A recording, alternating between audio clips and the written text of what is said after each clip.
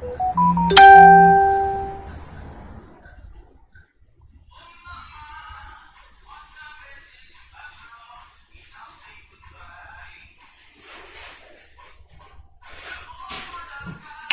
right, good afternoon, good morning, good evening to you from wherever you are listening to me this afternoon.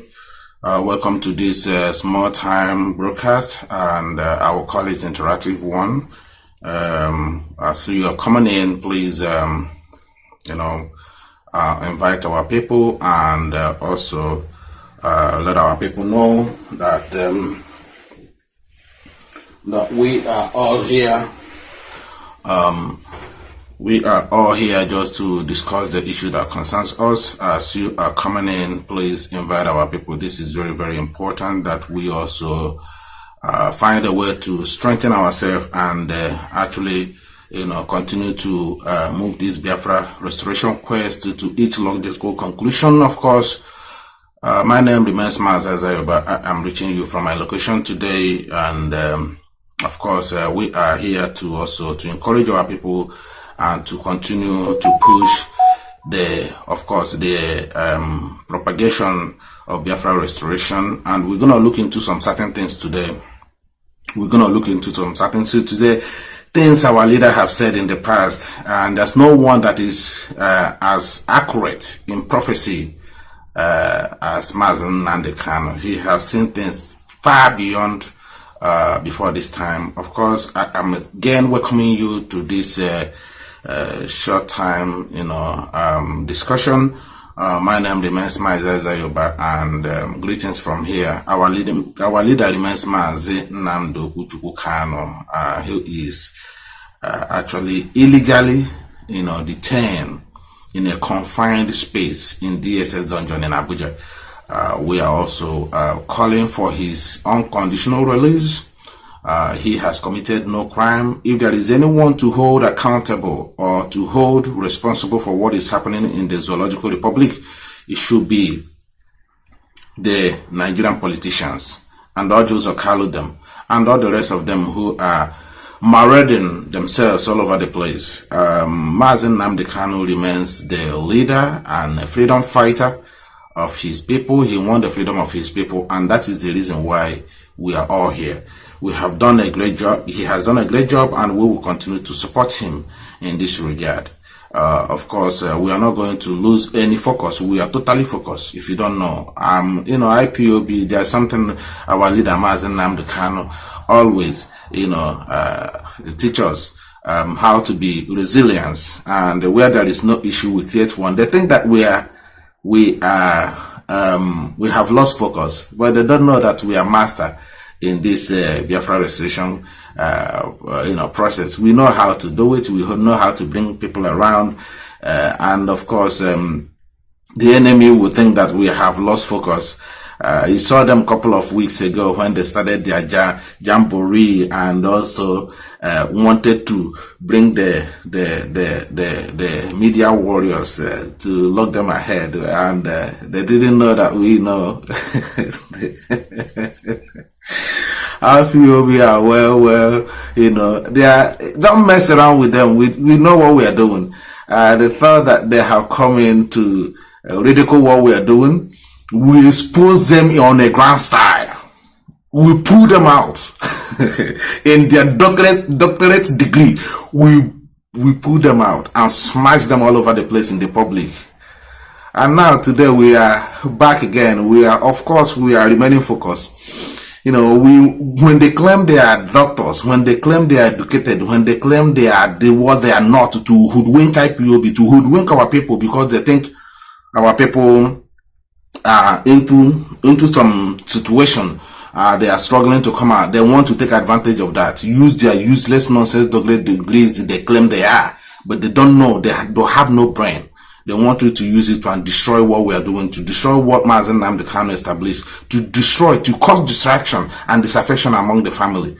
And, the leadership, we know how to do it. We brought them out in the public, and let Biafrans, see from their stupidity and nail them there. And today we have boxed them into the box and now into oblivion, and IPOB still, the leadership and also the the media warriors are focused more than ever before, and I'm very, very grateful, because I told them that these are enemy that came in to distract them. I told them, you know, and they think that maybe we are trying to, you know, bully somebody.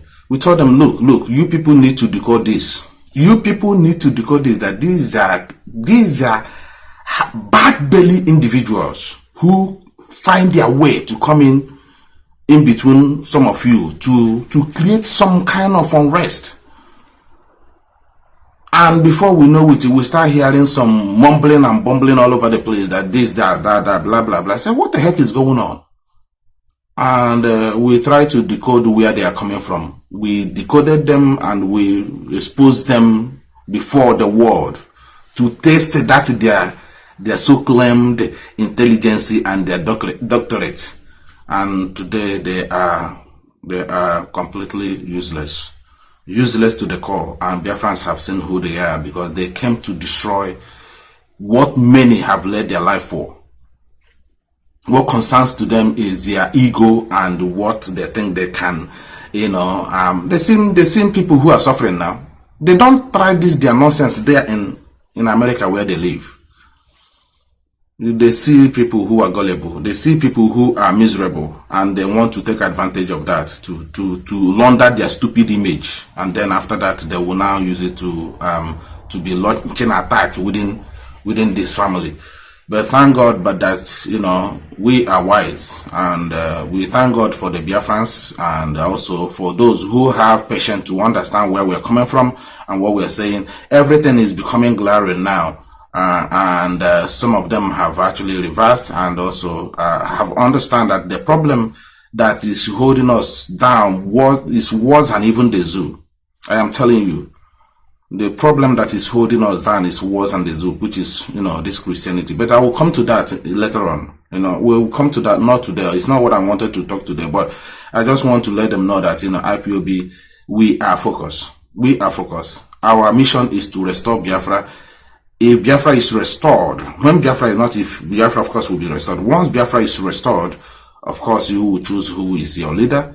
And then there will be no like anything jamboree. If we catch you trying to mess up with the electioneering ballot boxes and all these things, you go to life imprisonment. Life imprisonment. Because this nonsense they are doing, and the people like Ojos or Carlo coming here now, in the Western world here, being on a public bus without all these killer herdsmen, terrorists everywhere, guiding and pushing people around, flogging and smashing the gun's head into people's head, is now sitting on his own on a bus. On a bus, sitting on his own, no guide, no nothing. But when they come home, they become King Kong. Then they become home, they become King Kong. Look at where he's nobody. Nobody cares. Nobody notice him. Where he's sitting like, you know, hanging like also na hand supporter. You know, this is what we are saying, that Biafra, this is the Biafra we are trying to build. They don't make noise when they come over here. That their nonsense, they behave in the zoological republic. Once they come over here and they don't, you won't even notice that they come. They'll be hiding. They will be hiding. These fools, these politicians, they become King Kong there. Once they come over here, they will be hiding. They don't want us to see them. They don't want even Nigerians. The Nigerians, they are claiming that they are heaven and earth. They are all on in the zoo. They won't let them to see them here on the street. They'll be hiding. Look at where he's sitting where he's hanging on a bus. All his money, all those things. Nnamdi Kanu, you will die there, you will suffer there. Look at where he's standing. An idiot, just who could not see any reason and just buried his wife in abroad. That's the worst. The same thing that happened to Buhari. The same thing that happened to Buhari. A whole president of Nigeria died and he was buried outside without any guard of honor. That is what you get when you serve the zoo. The zoo was designed not even to protect those who have interest, even those who are the farm guard. Nigeria was designed not even to elevate them. The politicians, disgrace to the core. Buhari, a whole president of Nigeria, a whole president of Nigeria, died. No guard of honor whatsoever, no respect. No respect. A whole president. Now, the question we're asking some of you who are supporting the Zoological Republic, is Nigeria worth dying for? Is Nigeria worth serving for? Nigerians, I'm asking you. This is what we're telling you. Serve the zoo and come back in disgrace. Nigeria was designed, it's a farm where the British harvest everything. British and her cohorts. That is where they harvest everything harvestable. Everything they can harvest. That is what Nigeria is meant for. Not for your interest, for whatsoever reason. If you think you become a president, you become a governor, you become what do they call them, a chairman, you become this, you are just you are just a waste of space. You're wasting your time. Look at Ipob now. When we talk, we tell you, we give you instance. When we talk, we give you instance. Look at Ipob after serving the zoo. If somebody, I don't know when in a couple of years ago that that this is how you end up. Okay, second man, Holy Ghost. That is the, when they want to mess you up, all of them become prayer warriors. They become. That is why when we talk to, when we are in this struggle to liberate, to free our people in truth and honesty. That's why when we don't, the way it will pain you. If you like, you understand it. Even the leadership somehow have put a kind of hold on the issue of, Christianity so far. But I am telling you, as long as this movement, Biafra, is concerned, there's no way this issue will go out from the discussion of Biafra. It's not possible. Church doesn't, countries cannot deal without it. Even in Arab world, you can't do without that. We can't do, well, if there is any kind of movement, you can't do there without calling their Allah and what they believe in. And you see some idiot will be asking us, why don't you talk about Islam? Is Islam? And we are telling you, Islam is not the one that colonized us. Despite they are the one that the enemies, British, are arming to kill Christians. But the ones who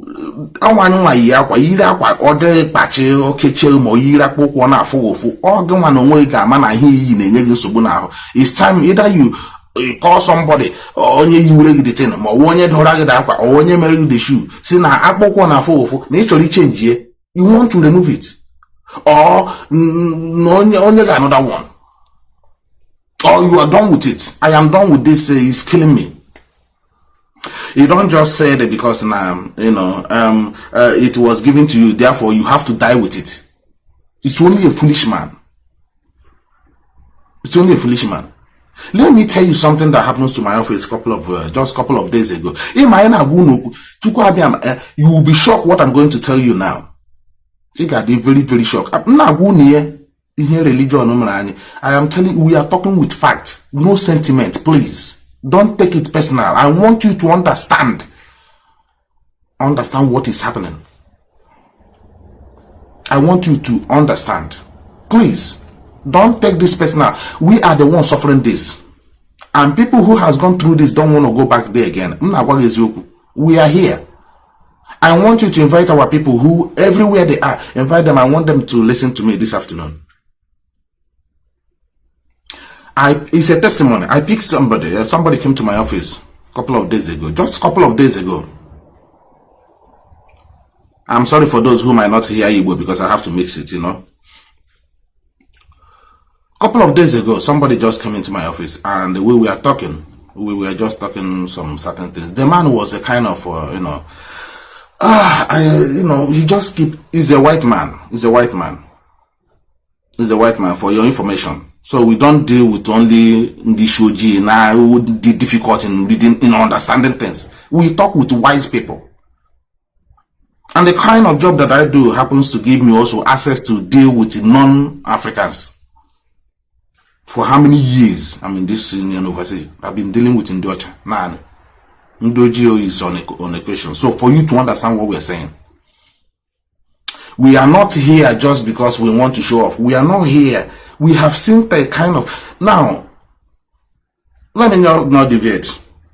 I met somebody a couple of days ago, and two individuals, two of them white, understand it, two of them white, on two different occasions. One, I met them. The first one I met, he asked me, where are you from? I said that I'm a Biafran. Oh, he said, Biafran. So where is that Biafra? I said that, is in the border. I have to tell them, because once Biafra is restored now, we have border with Nigeria now. So I said that it's in the border between Nigeria and, the east and also the Cameroon. So this is where we are sitting there with also and the Ambazonians. I remember Ambazonia used to be Biafra territory. Remember, they were within Biafra until Dr. Nnamdi MM with the Eyoeta, Chofia from Enugu. That was the time Ambazonia decided to leave, because they found out that the thing that happens to Eyoeta is something that, unprecedented. It's unacceptable.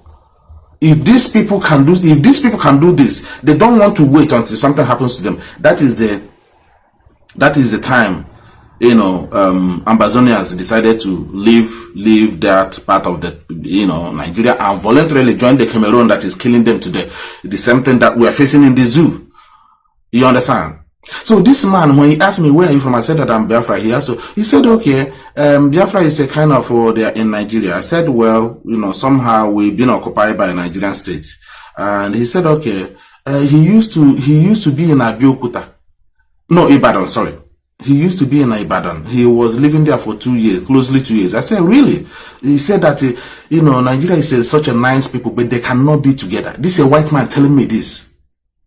An English white man. He said that they are very nice people, which we are. I told him that we are hospitable. We don't harm people who come, who come in our country. We host people very well. He said, okay, you know what happened? That, I'm really, really proud of you. I look at him. He said, I'm really, really proud of you because you are bold. Even you have a comfortable life to here. I can see you're driving a good car. You're a very good person, and you still have the problem of your people in your heart, and you just didn't want to enjoy yourself living here. You just want to also extend whatever you're enjoying here to your people back home. He said, that is why I'm proud of you as an African, or as a Biafran who stood bold. And I like your boldness of you telling me that you're a Biafran. You didn't even mention Nigeria. This is what this guy was saying to me. You see what we're saying? He said that I wish you the best, and I really commend you for what you're doing. Continue to, do your good work for your people. Now, do you understand? You get me? Now, the second person, the same week, last week, the guy was somebody. He was adopted. He's somebody from this country. He was adopted and I asked him, how old is he? He said he's 50 years old. He said, and I asked him, he said that this is his first time seeing his sibling, and he started by, he's having a bad day. He keep repeating this to me. I didn't want to go too nosy to him. I told him because now I'm on him, but he said this more than 3 times, and I know for this white man telling me this more than 3 times, he's sitting with me, definitely he wants to hear something, my own opinion. He wants me to contribute towards what he was going through. And I said, he said this. I said, okay, what is the problem? Why are you having a bad day? He said that this is his first time to meet his brothers for the first time. And I said, how old are you? He said he's 28. He's a 50 years old man. I said, really? So what happened? Where have you been? Are you, I try to understand. How can you not see your brother for over 50 years? For the first time, what's the story? I couldn't get what he was saying, and he said, forget. And he kept murmuring, beside me. Keep murmuring. I said, okay, man, explain to me. What is the problem? What is your, let him the problem in him. I said that one of his brother was a bit cheeky. the one he met for the first time. Mazi was here. Or that now he was adopted when he was a baby. He was adopted when he was a baby. And now to send, I don't know exactly the area in England because, he didn't want to let me know much of that. But he was adopted to Britain. So for the first time, and I asked him, the people that adopted you, are they still your parents? Are they still alive? He said those ones that adopted him is still, they are late. And Masopani, okay, your biological father and mother are at the end or saying yes, ndike at the end. But that a couple of days ago, his first day to see them, it become a little bit heavy story for me. I said okay, and I said okay, how come you were adopted? You have brothers, your blood brothers. He showed me the picture, completely resemblance, no difference. I said, man, okay, just to cut the story short, because I have something I want to say here. Okay. I said, okay, what he said to me, I want you to listen very carefully here. He said to me, Namahana bo norms, the norms, Ndinaga Catholic and Ndinaga Church, you know what is norms? Akuno me. Oh me mahia, give one here, ne mahia. Awesome, yes, the norms. I said yes. Awesome. The man, I said, during the time of their time, he said that he knows about Biafra. When I talked to him, he said that he knows about Biafra. He was little that time when they were donating money to Biafrans. I told you that this country contributed a lot. It's true that they are the one that brought the gospel or whatever. But when the war, came, they stand on our side, which is very good somehow. That's why I still give them the respect. So this guy, tell me that that what happened is that they were actually that he was actually adopted. I said okay. I said that the norms, and I asked him what is the. He said I tried to get the where he was trying to go. He hold back, and he want me to talk, and also I want him also to get the point where he's coming from. Now he said that Nayagwam. Ihe ndị nom sugburu n'obodo a. Ihe nom sugburu n'obodo a. Masia, what? Or sim nom sugburu buru mwaka gogo n'obodo a. Masia, why? Or sim that because imu hana out of wedlock that time. Now wo chukwu zobari. Imahem dị na-agwa gị ihe to tell you ihe Christianity mere n'obodo a. Unu amaghị ihe unu na-follow, ihe unu na-worship. You people don't know. You people don't know. I go here and make research and actually one day bank because what he doing today. And that is why I know some people will say, okay, why don't you leave it when Biafra comes? Then we put a law, of course. But if you don't discuss about it from now, Biafra comes. It was another internal war, and we are not ready for that. We have done the first war, and now we are on a second war, and then Biafra. No, we don't have time for that. We don't have time for that. We are not ready for that. So sort all this problem out now. Biafra now busy. I am now busy for building of the nation. To build the nation. We'll be engaging people, everybody to involve in building of the nation, not to be distracting us again with the, religion, Christianity, super Christianity. Now, people now will know that, without hard work, you won't earn anything. Somebody won't be waiting for you to, after you work, on 10% of your income. Just nothing. He is nobody to you. Or say with that 10%. Do you understand? This man is saying, na he nom suburu n'obodo is uncountable. Onyo chagwara m si nom suburu ụmụaka gogo here. Noms. Akuno ma he nom so. Asi he blue here fenyegi. And the only way you can see the body language, the shivering in him. Because he later found out parents here. Ndi Mary adopt. You can imagine us na umunni eke no eba. Na anyanwa no onwe no England. None of them know each other. Parents say nne mụrụ ha gwa ha sị na enwere nwanne ha nwoke ha mere adopt no na UK. And the young one when na UK and idea no munne ye work siblings who the same father, the same mother here. Yawu him gina agwa here, yawu here church him and the Christianity man. But I know you know resentment. The same thing hell and no now. Elder families, elder brothers, elder communities are one in the same community. There is Assemblies of God, there is a Anglican church, there is a Catholic church, there is a ACU, there is a Jehovah's Witness, and all of us, none of us can agree on each other, even when we've been attacked. But as I got one heaven, even when we are on a siege, we cannot even come as one, because AGO church fragments all over the place. Today, as small as this country, in Haiti divide this country today, Haiti divide one part of this country Kanu with UK today, and now Protestants and Catholics, all with church, nothing more religion.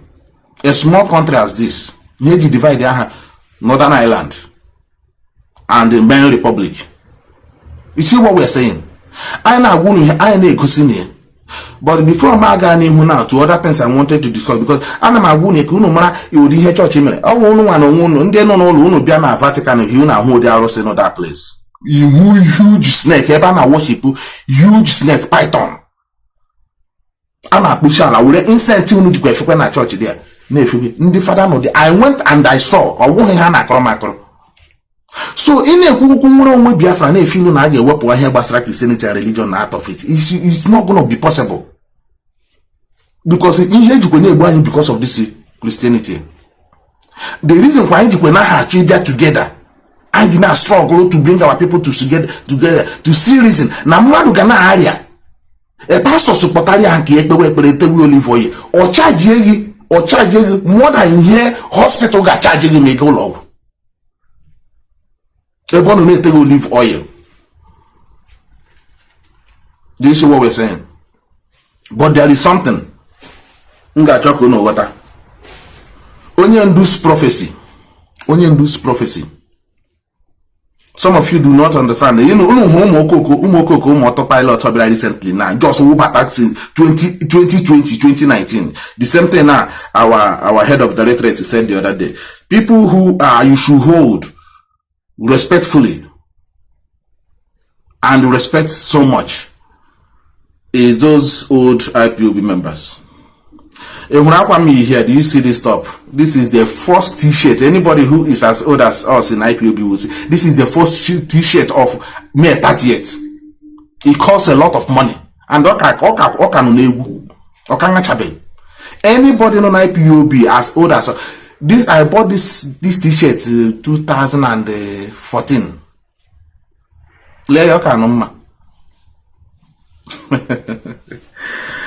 We are here to restore Biafra, not for sentiment.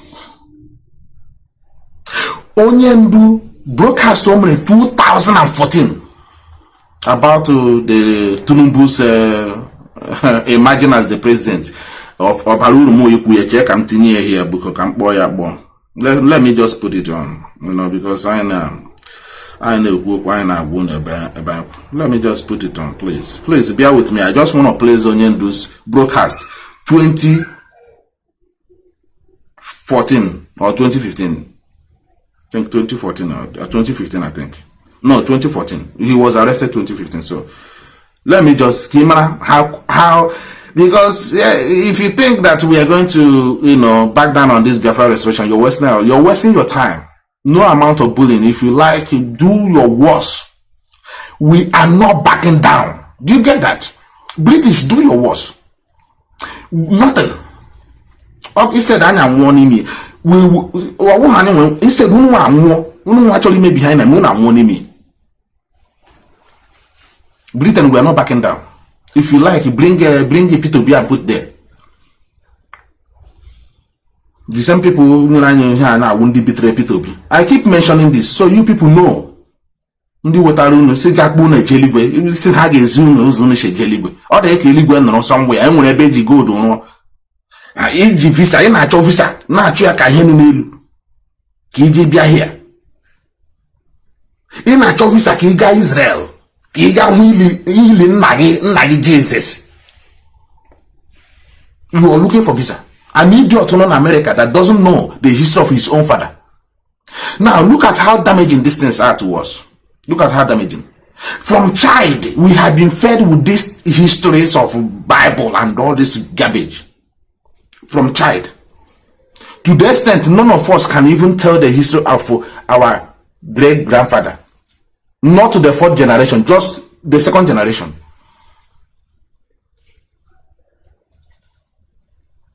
Do you see it?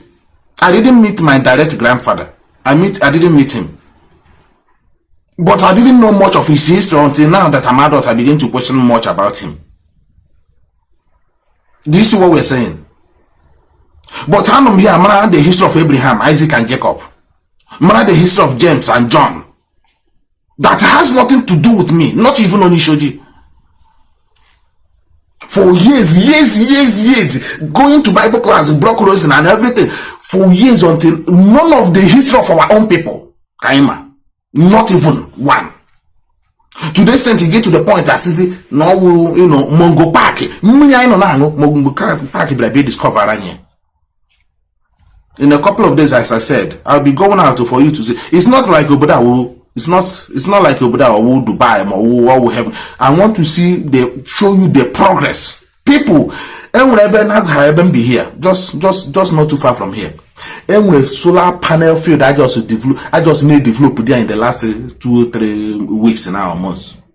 Solar panel field. Ndo actually from alarm turbine crude oil na power zo.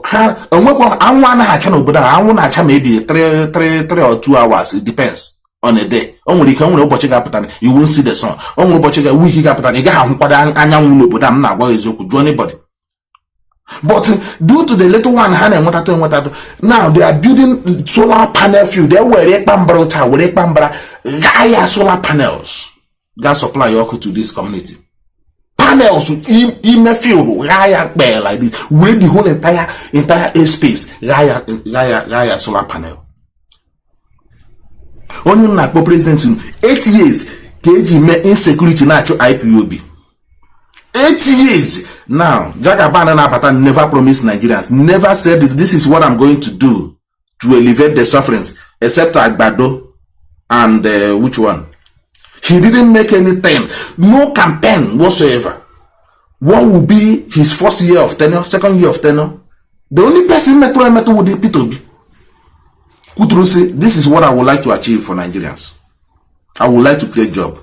And some of our people, one day here, Hana Boyoko. The idiot no now I know now do a moon abracadabra. Get with the address building somebody. Address building somebody in America. Get me auditing of the picture. Let a banana original banana there made all of for renting. Will Biafran flag supersede the original flag? Will a coat of arm Biafra will hear from internet place the picture will it now Biafran destiny in exile. Christianity anybody will have this is how this idiot in America use one of our platform like creating disaffection and confusion. Claim 1 year use your doctor, the same the doctor. Maybe wokwa doctor, but we make you see now complete. Okwa doctor. Grad school. Ana aso grammar na ekwu iri. Iche na yo nwere ke brain no is. Inwe ebo gra ga wure make you see jaharu kwaya just back all the thing. The froster, the king of froster. Upon hinile ndi amegi as clever he is or where that thing security na that country was here based. Or go for America because someone who naga Hagana America now.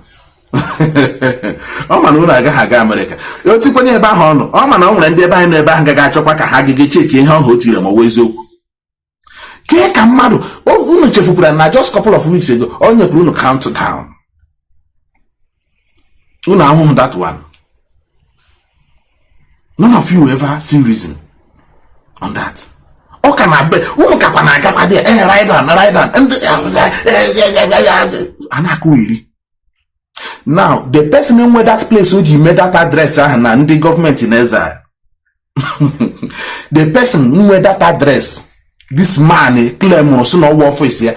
Do you know that he can be sued? India will keep young moon list as a foreign ministers and rubbish the claim one no. Imapana a criminal Imapana how a criminal attempt.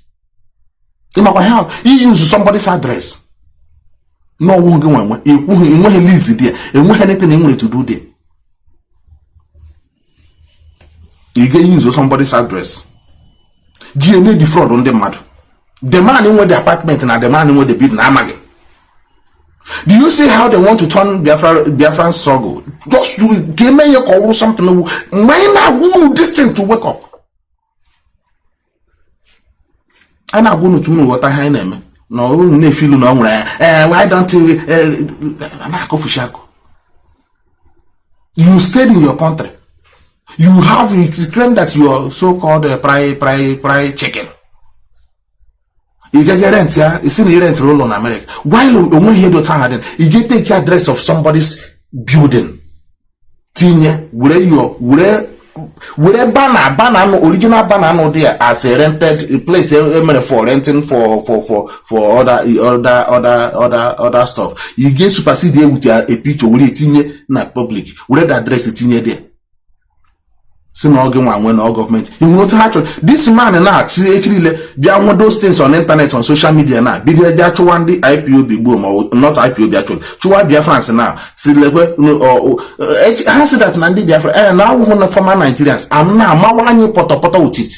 Do you see the criminality that the leadership is up against? Both in Biafra land. The same thing this idiot was engaging our people in Biafra land. The same thing.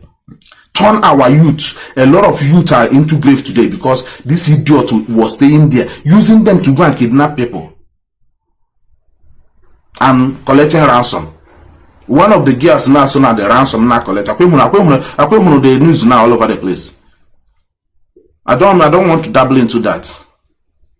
Because from day one, I started seeing that girl, the way I knew that she's up to something. But I look at some of our people, of course, genuinely, they will picture her and a happy birthday, will best about dress with Biafran regalia and everything. And I shy, and I made the girl unnecessary popular. I'm not looking at say, look at it today. She's collecting ransom. This is what this idiot in the so-called this. I now good. I hear good news. Some of you, we've been. I want to have to lose. Nobody. I don't gain anything. Nothing. I'm just having IPOB as much to my best ability, and no interest whatsoever. I've never touched money from IPOB. I never touch anything. I spend mine heavily. Not too more cocoa guy here. Maybe they happen anyway. Instead, some of you will go to the leadership and go to the structure. Let's hear what these people have to say. But when we question about some individual, or no, so na high name, isn't even a radio Biafra. They can't or you try some way, reach out to the leadership. What do you make of this person? But they do to share America, but I be then on one platform now. One day, now, so he did something that has been a part of us. He me as issue. Me as issue.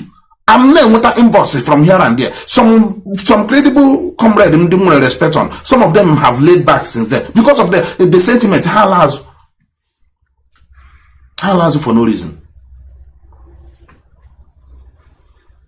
That's why immediately they map at our media warriors. Please, stay away from this. Stay away from this guy. Stay away from him. He came to forget to go to the boss in the line and all the guy. Stay away from him. Stay away from him. No nyama. Can't buy property na radio Biafra now. And go everywhere you go. You see, we told you I ain't why ain't go. Despite my own position in IPOB, it doesn't stop me from saying when I see one coming, I won't say it. He came to something that had been a part of us. because of him, can I suspend our program? Program no there, only in institute that every Saturday will be discussed. This idiot to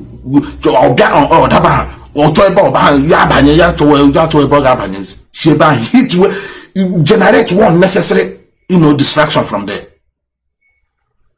Lekwe basi noms ugbu ụmụaka n'obodo a. Noms asa egbu papari. Onye ọcha ji obodo a we survivor agwara m. Jo what's noms? You na noms ugbu go here. Imagine ihe mere n'ụlọ. No nwe record ya anyị. Imagine ọkwa ha ma wetara ya. Ọrụ na egburu hodi mmadụ egburu ihe ụmụaka. Wasị ha egburu ụmụaka pieces. Na ọrụ na ha mere ụdị ihe a n'obodo a. Gwazie m gị nwa onye ojii ihe ha mere n'ụlọ. During that time, no one ga akọwa nwunye. And ụmụ nwaanyị anya awụhụ ihe ndị ihe na-eme ha pụta ha bịa ekwu. Maybe I ga anụwa akụkọ so ndị ga-adị I don't think na they will not even ever say anything. Even Biafra basically isikwa ha bịa kọ ihe mere encounter these old women, ihe mere encounter with some of these missionaries. They will not tell you. Because ụmụ nwaanyị anya like preservation, ha nwere self-preservation, self-dignity. That is why eji mwaranye umokura Awusa na all of them na Biafra land ha na-ekwu n'elu ha na-ekwu n'ala. Because any strong Biafran dog knows what we are saying. Now let me just go to this broadcast before. Let me just play this of Onyendu. The reason why we cannot back down. I have told them, with or without Onyendu, we will restore Biafra. But Onyendu must be free because the competent court have decided and acquitted him. Nothing whatsoever. UN should do the rightful thing. Europe should do the rightful thing. You cannot be talking about human right and you are living in a hypocrisy. You are living in a hypocrisy. Amnesty International, you can't be talking about human rights. You are living in a hypocrisy. You cannot be talking about the civil right and you're living in a hypocrisy. Nigerians and our people voted somebody anonymously on a landslide. He won on a landslide. IPOB decided to stay away from it because you know to get blackmail IPOB. We decided to stay away, and we called we allow our people to go and exercise their civil rights, which some of you Europeans and some of you Americans we are talking about. Now our people went. Nigerians also unanimously who are tired of the tyranny of the so-called Buhari.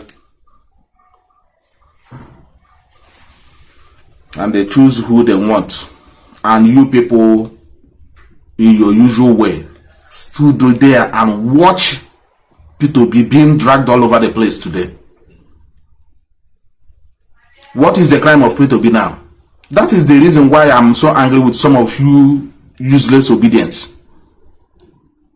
And some of you cannot even talk. And now they are threatening P2B, harassing him everywhere. And you people now only Nigeria. Despite that you believe in the zoo, how are you going to come out? How are you going to come out?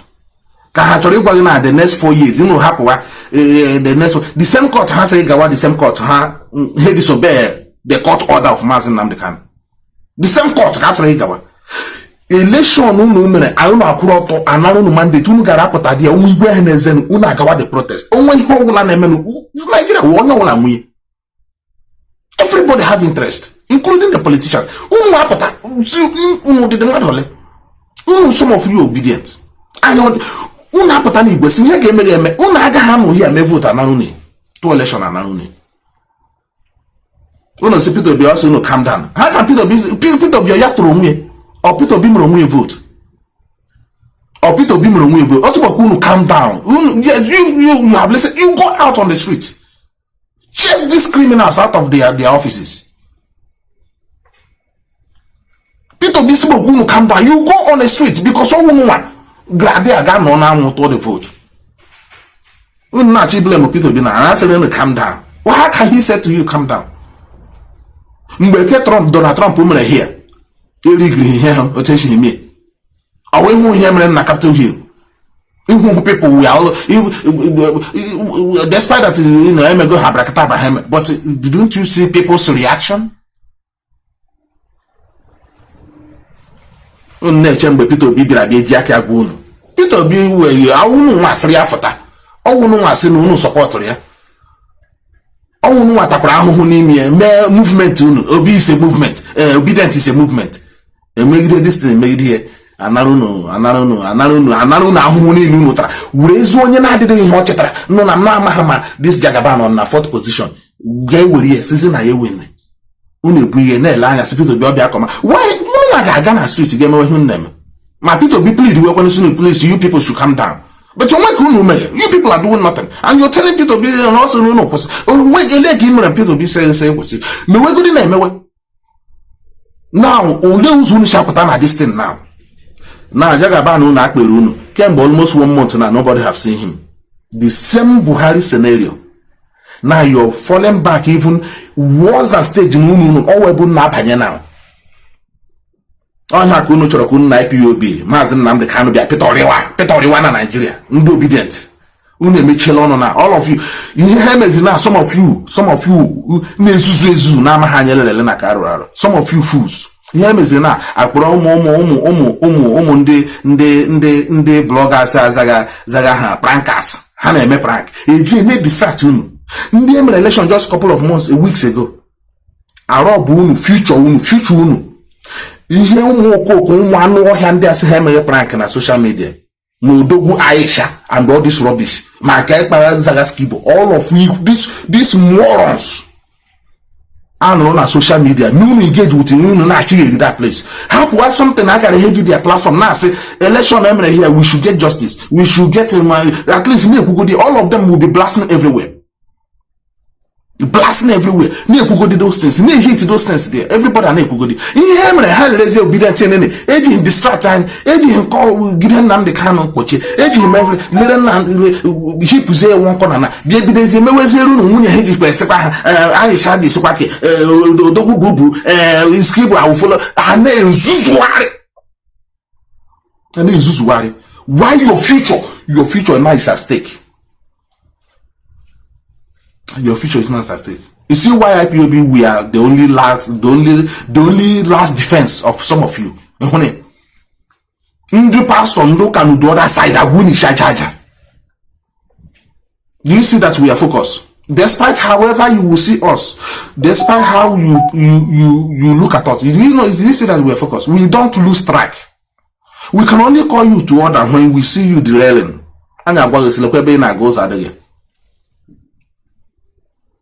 Because we see how life runs here.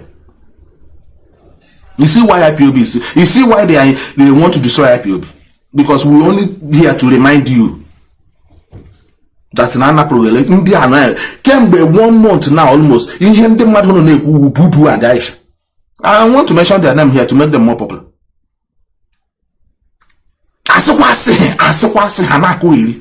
Onye ka nzikwa hafala nwunye onye ka sikwa anakohe a halfway election that will affect you and your generation in ebides na ekuzoku ndị na social media akoyinyo. These same people would have been the people that use their platform with their millions followers and everybody na eku the injustice, how they rob them the elections, how they rob them their mandate. How are we going to move forward with this mindset? How are we going to move forward with this kind of cruel action against the masses? Rather, he will raise another thing, engage you on social media. All of you from obedient to never high note.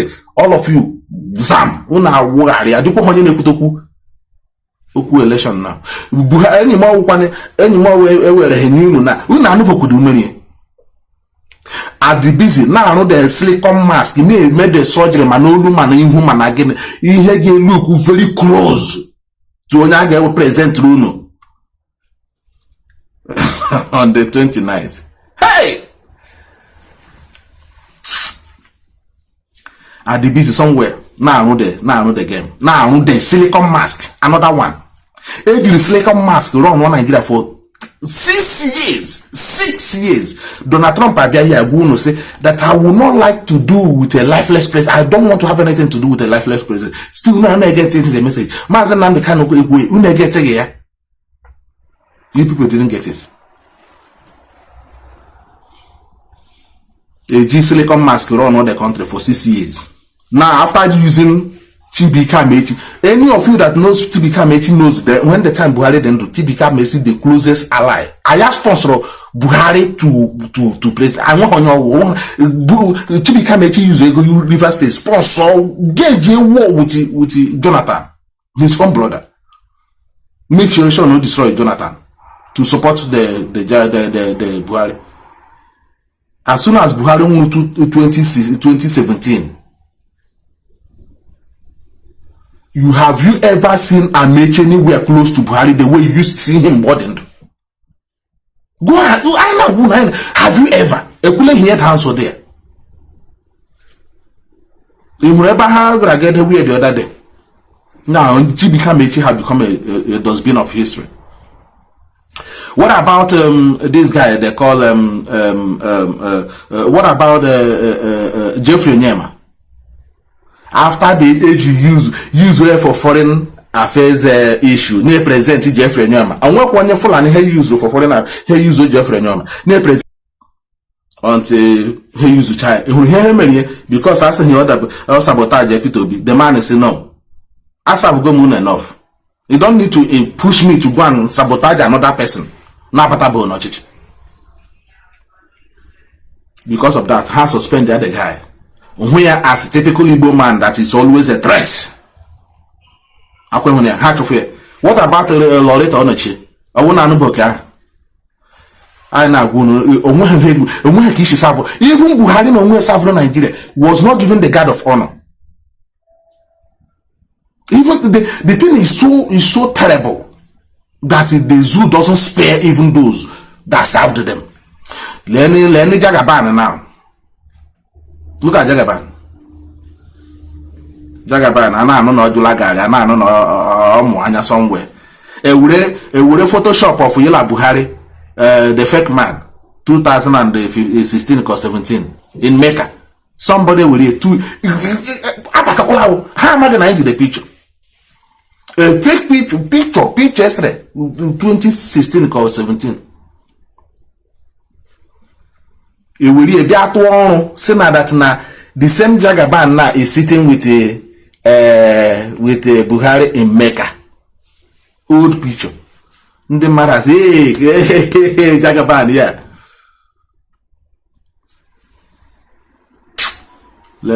Can you go to Honey and do Kurumakia? Just 1 second. Let me can you go to Honey and do Kurumakia? To you don't listen. We give you facts, you don't listen. Then we go to Wabeke and what you love them, those that brought you the RCNF, Wabeke. We go to white man and tell you what a white man is saying, then you will believe it because you're a black person. Anything a white man tells you, you believe.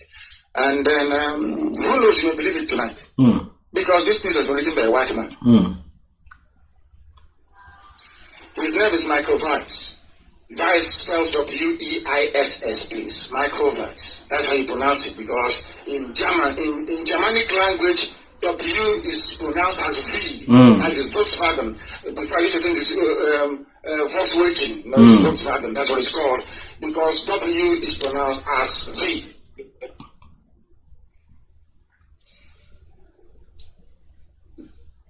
Nigeria's next leader's ties to a heroin ring. We are talking about the Zoological Republic. Their next leader, because the deal Awasa made with Yoruba is that after Buhari, Tinubu will go in as the president of this. That was the deal they got. That's why they put in Osusi Banjo as the vice president. Some of you don't know this, but of course we know. That was the deal they got. I brought this is a broadcast of 2014. I don't know what their name is, AD or ACM, the Yoruba Party and the Awasa Party of Congress for CCP or whatever it's called, to become ABC. That was the deal. Obasanjo will rule after Obasanjo, Yaradua, after Yaradua, and then it comes back to get another Yoruba man. But unfortunately for them, there was Jonathan somewhere in the back door listening. Then death came, Yaradua died. A gentleman, I must say, although he ordered troops to go into Biafra land to go and kill people in the land. They will always kill our now. Here we are to become who they are. The power has gone back to Hausa, Fulani, Islamic Boko Haram, and of course, it's coming back to Tinubu next. Some of you don't know, but we are prophecy. 100% accuracy. So that you prepare for it. Tinubu. But there is so much pressure coming right now, even from white commentators, that he cannot survive it. The pressure is now mounting on the kleptomaniac, the chief looter of them all, the granddaddy of treasury looters in the zoo, Bola Ahmed Tinubu. Yoruba man, Yoruba. Yeah, the nation he says, what do you ship rule? Not nonsense. You know, if you put an Igbo man there, he will steal 100 million. Yeah,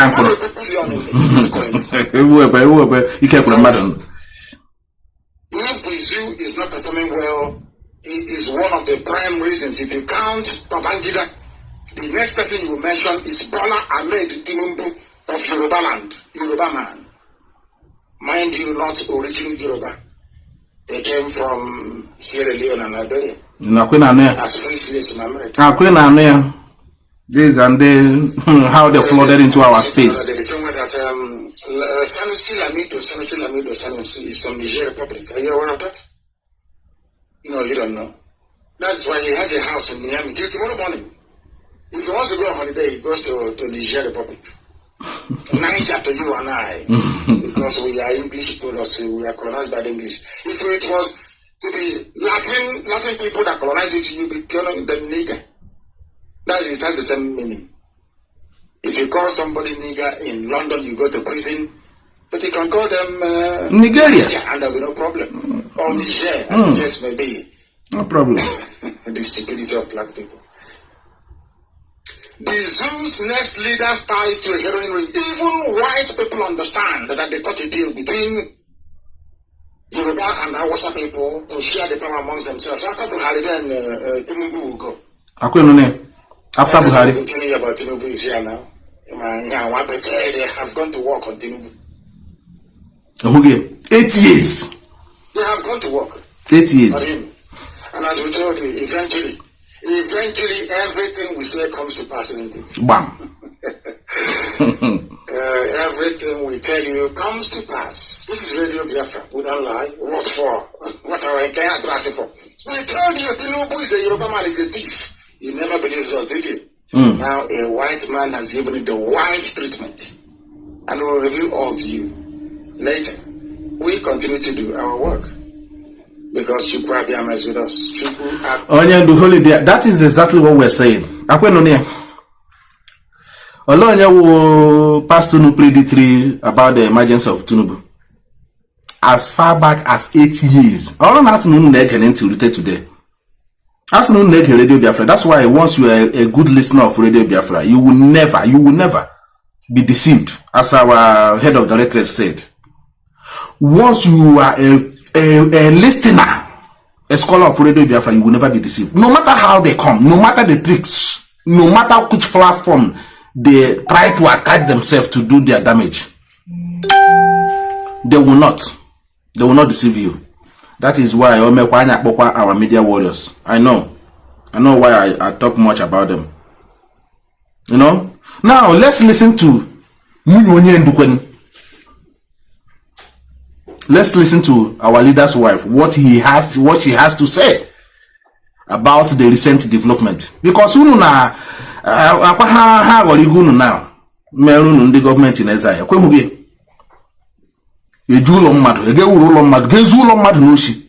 Now to make you, these people will come after them.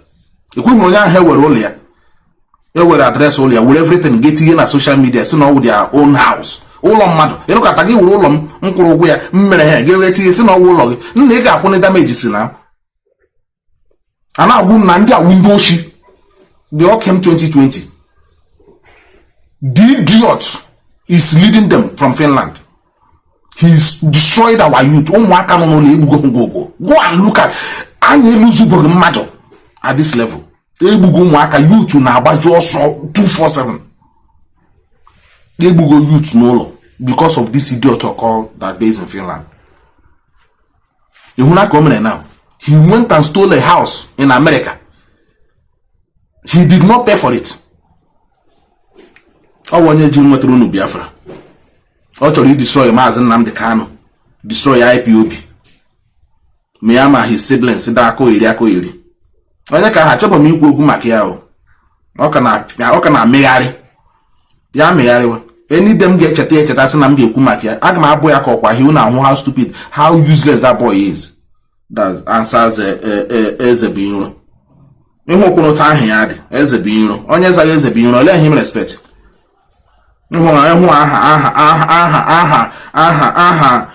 ụmụ anụmanụ bi n'ime ọhịa ọzara Ezebinro. Look at the way he attached it. They think that na ha ndị zuzucha ya ha na-ezuzu. Maybe ihe ha chọrọ ime nwanne ha nwoke ọwa ọkụ. Echere na emecha ha they will become somebody. I'm mad that no one structure go IPOB, structure go Biafra Koshade. Even in his absence, Biafra will continue to be, self-governed very well.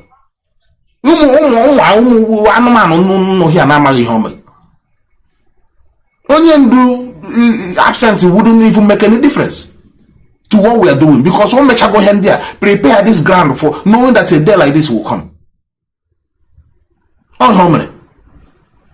Make you gonna sure that Nnamdi no at the helm of IPOB will not be the Nnamdi anyhow. Otherwise, I'm a Haga Sagon IPOB became 2 years now. Okay, can't be the heat of battle with these criminals.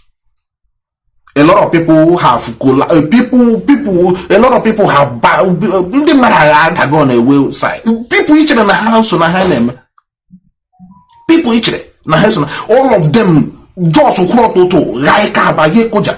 In nature, India won't struggle for some time. This is are you people anywhere you are there for your back? Bring me anywhere you are. Can we let's go? Onion are there for your back and there for your front. Union do to your radio radio. I am a doctor from this, I am this, that, and that. As soon as Onion Dona say, are you ready for media war? Are you ready when CNN will come in and blackmail us? Are you ready? Are you ready when BBC will come in? All this gigantic media mega preponderant, they will come. They will. Are you ready to ignite them with the tension? They are. Yes. As soon as Onyendu decided to go on the journey, that tough journey, go and listen to some of his last broadcasts. That tough journey. Okurie said that I will hand my spirit over to you. Go and listen to his last broadcast. You, some of you, somewhere, radio Biafra,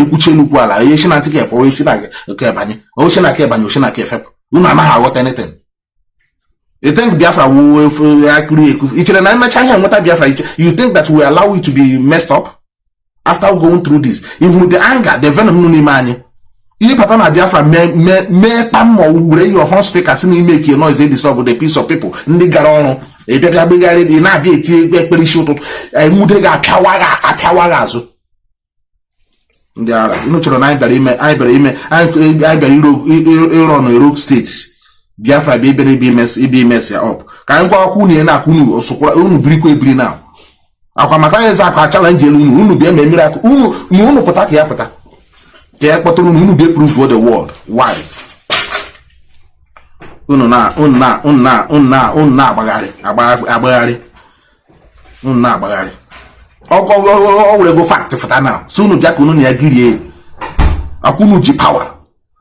Unanonga, I form more fake bishop. Jiro Nunu mandate. Form more fake to with fake bishop. Everywhere. onye isi kan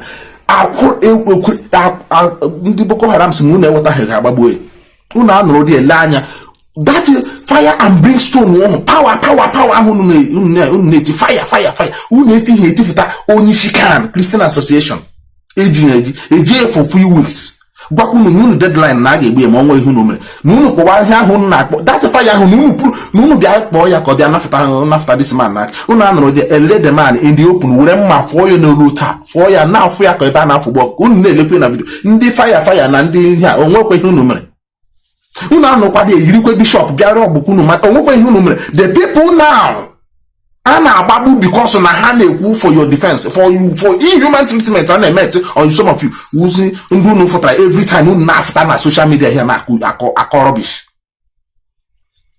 Anyị unu ga-ahụ ya o anyị unu akwa n'ije anyị afụtara we are not going back o our people must be freed no sentiment whatsoever anyị apụtago our people must be freed mụ na ama ha unu chere na Ibra ime ihe ụmụaka here you think na Ibra igwu egwuregwu either this Biafra or nothing.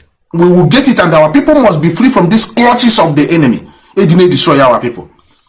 Common treatment aga onye banya survive ndị ara anụrụ na si ekpere ha we olive oil. Na-eme money, na-make business for these people. Imego ole ha na-generate ijine ego olive oil all the time from here. Imego ole ha na-enye ndị nwe.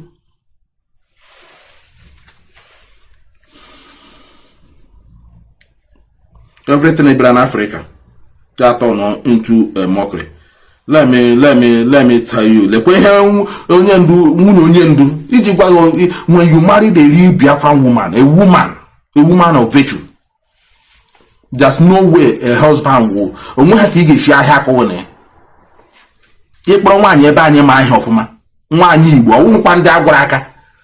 I won't think you will have to hear Hannah. I won't think I can sabotage. I know now one in their band. Once they want to be a saboteur, they will be worse than even a mom here.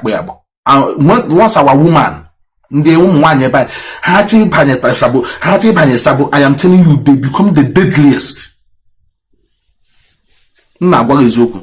One I Sabo. Obi Halanazo. You won't under banning when I will be Halana. I will 40 half which I can't try here above. Ọkwa nwaanyị ụmụ nwaanyị ego ka anyị tụtara ihe nụ n'aka anyị ihe ewu man anyị kpọbatara tinye na-anụghị mgbe anyị mere establish IPOB ọnwa nwaanyị n'obodo a ọkwa nwa nwaanyị lere ego IPOB anyị tụtakwara vurukwe a na-akọkwa ihe a na-akọ ọkwa nwa nwaanyị na Amerịka ụmụ nwaanyị anyị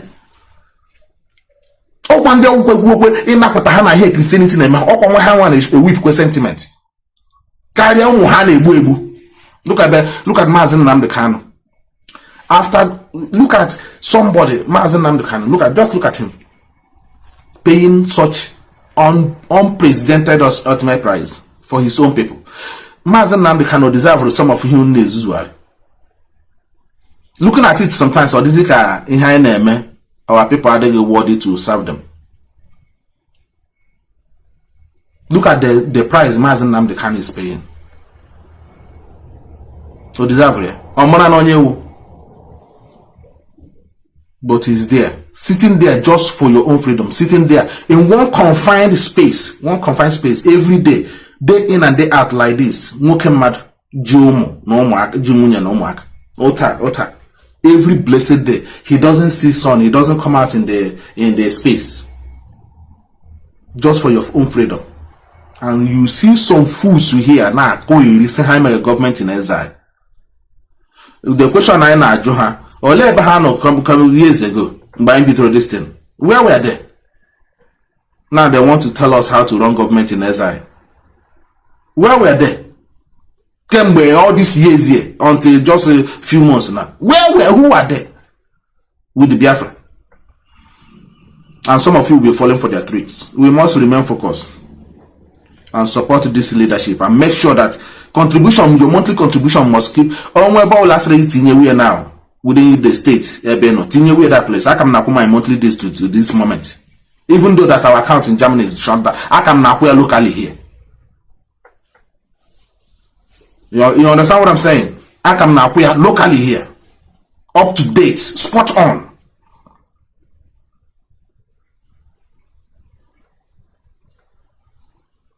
Let me play to you what our leader's wife, autopilot, let me just listen to me. After this, I will, if you want to call her, then I will bring you in. If there is none, I will then close the brokers. Okay.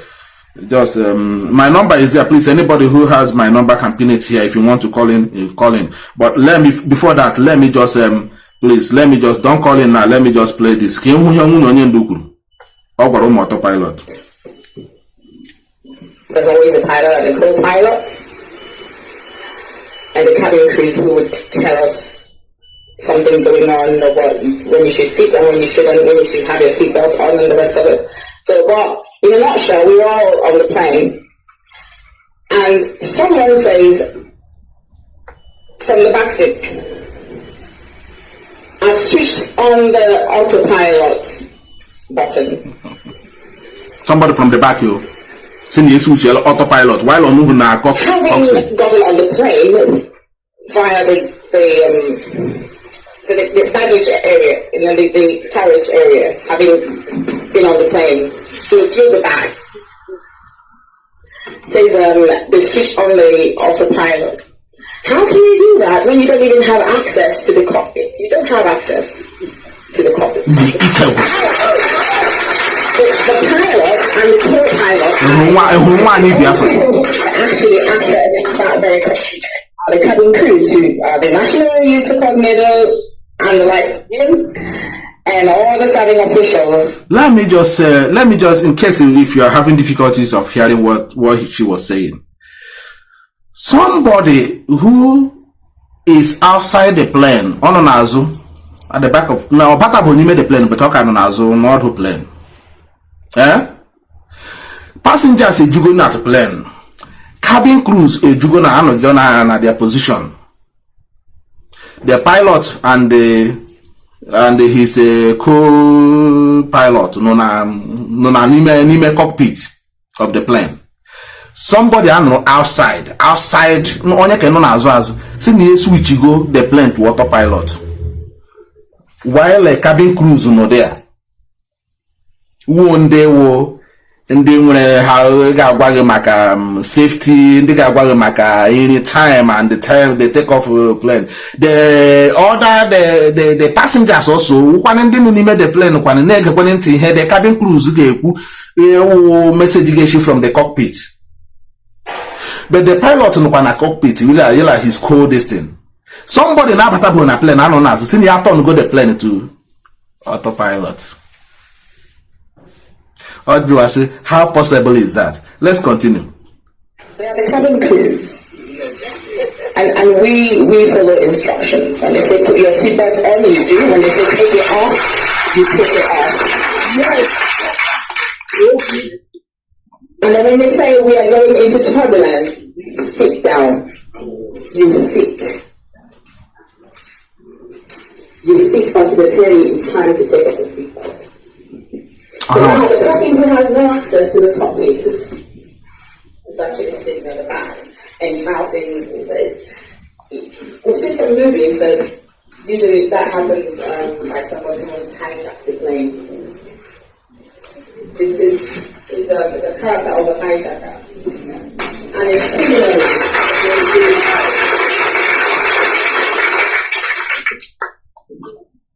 you can call me names or what, but I don't really care. You can call her name, though she doesn't care. The only thing that bothers me is for my husband to be free.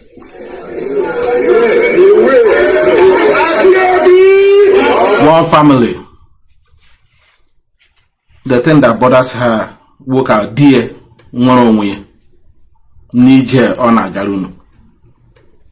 And somebody is there talking useless government in exile. Use gake Zurulon matter. With a fake, deep audited picture, flag.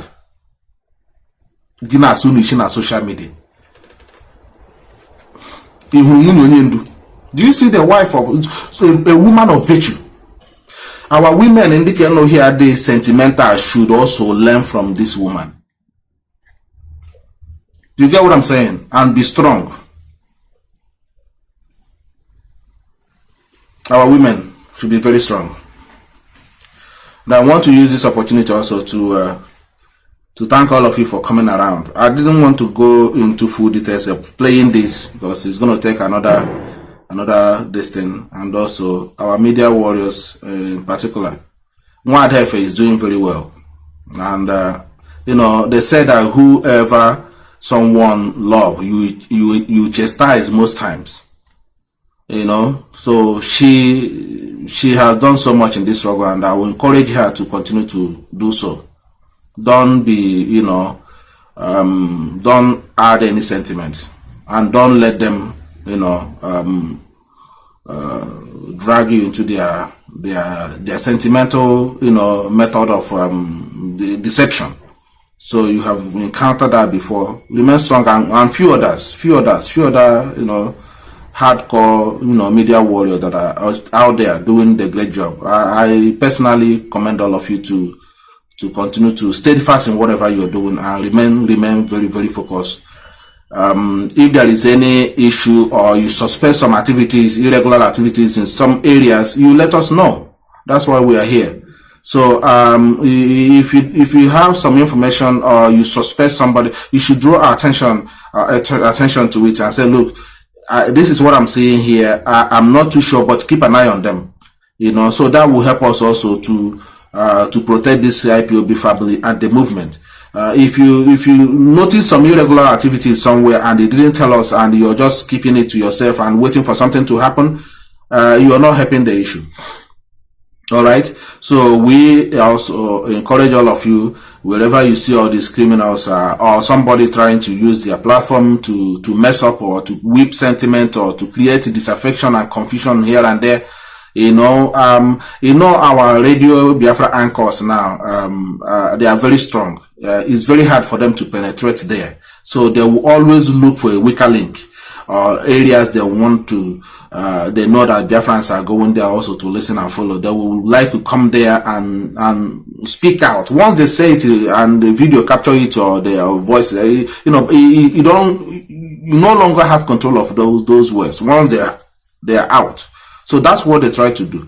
And sometimes by the time you want to stop them, no, stop, no, they keep talking because they want to say that in Hatroka, ndị mmadụ ọkụ ha na-abanye ndị mmadụ na ntị bidozie causewazie irritation. That is exactly what the professional criminal in Finland is doing. That's what he does. He knows that he has nothing. He will always want to say something that you will begin to battle with your mind and thinking that is true. But we've been here.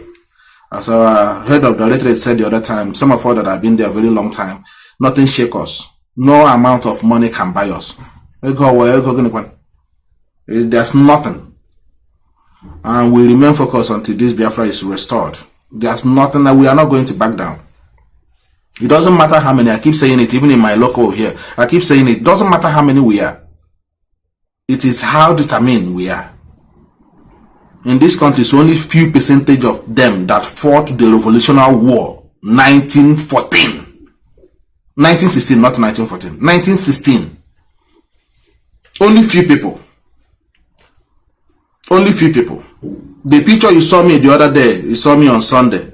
That picture, that beside, you see one of the heroes there with the sword. These are the people who fought and defended the city.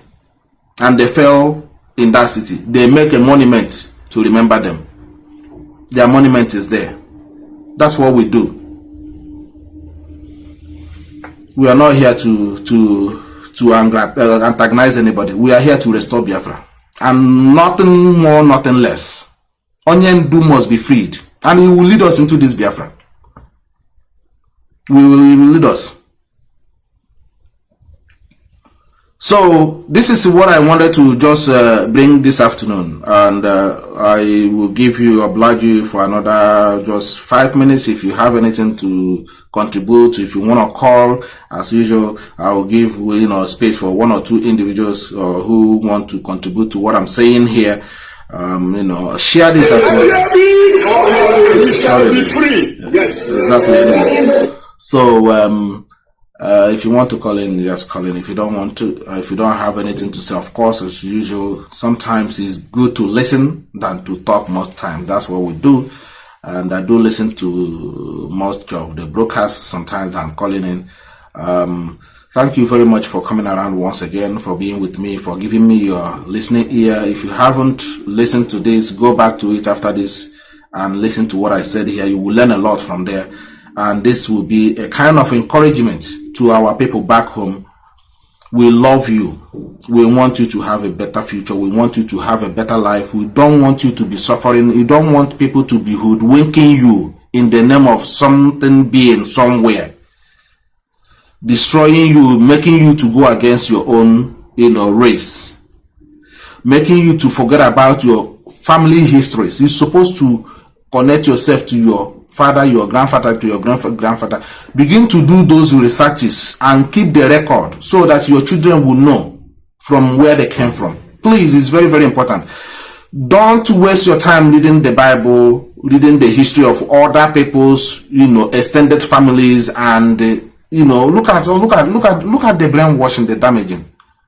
You know the history of Israel. You know everything about them. You know about even foreign, Abraham Lincoln's, all these ancestors of their own. You know them, but you don't even know. How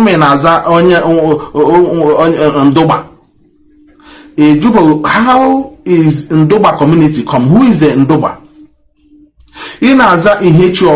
Who is Ihechowa? How did he come? How did the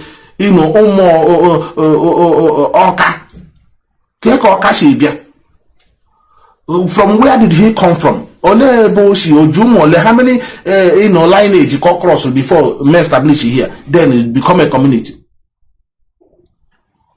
Where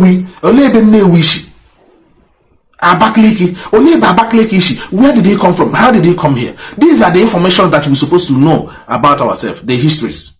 We're supposed to be taught in the school. Than talking about Bible from Monday to Sunday, church every day, every Sunday. Time city for how many years I am today. Yeah, we history of other people that has nothing to do with you. Ndị obodo a kuchiri church kuchie complete. Na agwa eziokwu. Because of ihe church emere ha. Akuchiri kuchie completely. A na-erezi church buildings, church premises, a na-erezi na-ejizie na azụzi ndị norms aha cost ndị norms ndị ka fọdụ ndụ na ndị agburu ha ogbo ma ndị ọchọ nwere ka ha eme. They still look after them when they are old. Because ọ dịna nwa amụrụ. Egburu ha ụmụ ndị ọzọ. Ụmụ ndị amụ at that time ha na-apịgbusi akụgbuse. Ihe mere n'obodo ndị norms. Mgbe ndị obodo abịa chọfụta, that is why eji gba Pope bịara here 4 years ago or 5 years ago. The streets were empty for the first time. I'm not here mgbe Pope Benedict bịara. That time mgbe ha ka na-apụtagodi, gradually they were just debating the issue of here church mere ha na Christianity. So Benedict bịara here, everywhere, every street were packed. From airport to Phoenix Park, and to other, everywhere was jam-packed. But this one, after having the rules of Maccabees 4 years ago or 5 years ago, there was no single person. I don't know office, put on a street, I put an office and walk out to see the airport, international airport, I was watching. I called my colleagues. Said, "Let him no ask him forget that man. These people, this is in the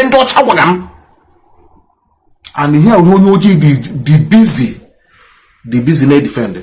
That picture angel also with Ronyo man. Here a gang for whoever that built that thing here a gang for it. That is Amam Haga.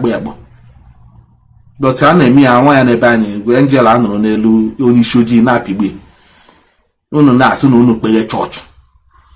In na Quaco Philip, St. Philip, Apagramon Agaganili, I go see Eve, St. Philip, and John, and Matthew, and all the rest of them. On there and they blah log in Africa, Buanu Gogo. Force one is to believe he may defend it today. After him, let me tell you, he knew the New Testament. Siga Amara Kanatike, you have to worry the other one. Amara Kanake. This time around, mama county my own aga ma wine aka mo aga ma wine ni ota nso ya next time I say my mother can't get him. You see what I'm saying? So after Hebu China me China Henny Lemra I say Mazi I say all things have passed away. And now how grow you new and as soon as no history of our people Aima on where anything Aima nothing, no history of our own. He all what this recently can be the Manahem and Biafran war. They banned the history to make sure that Emily eradicate.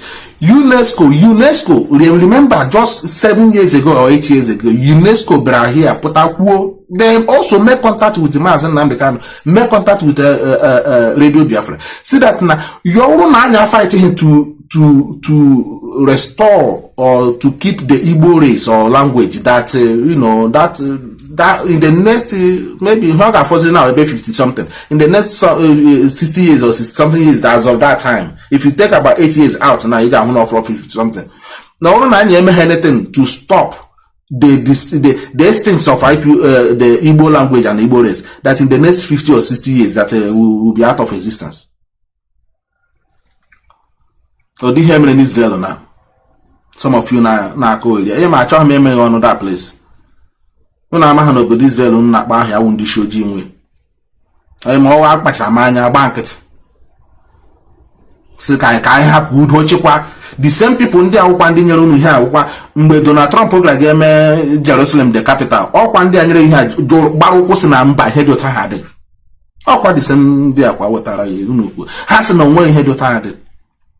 He wanted to not win Shajaji. But in this show, you would the original people won't do way back. That man completely ripe or wipe one out. Wipe one out. I wipe one out completely. But I wipe was out. I was all of a sudden how on Dutch and Dutch. The same thing Emily anyway. That's Emily anyway. But Satan don't know that place. It was one your chako when you go in the pointed the most handsome man. What I him the most handsome man. I have brand new. No way by a master. Only a whole becker. What I him as soon as I had you to you, all you had you to you know. As soon as I do have to it, that only showed you. What hoglogo? What hoglogos? Unepre. Will angel, the way nearly what was on the anal as only showed you. But more on the I ask someone I'm more on your chaco.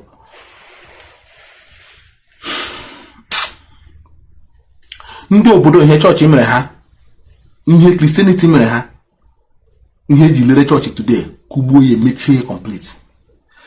You will only show you here, church you cannot grow more than 200. You grow more than 200, I wouldn't why you shares to trophy here may one allegation to a rag and apple the building. By the time we nearly group play again, and then the matter basal.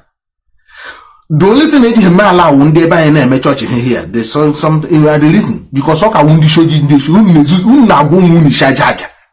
that's why you have blanket. Nkora akoko hem gro no bodo. On wonyo chaka MNK. Don't the biggest auditorium here. Even Agram Janyam, we don't Agram Janyam who the church are. It was the best sophisticated church I've ever been building. So everything no they are computerized. The man spent billions. So much the thing may be that gather one people. Ndio chairman, ndio American are flawed here.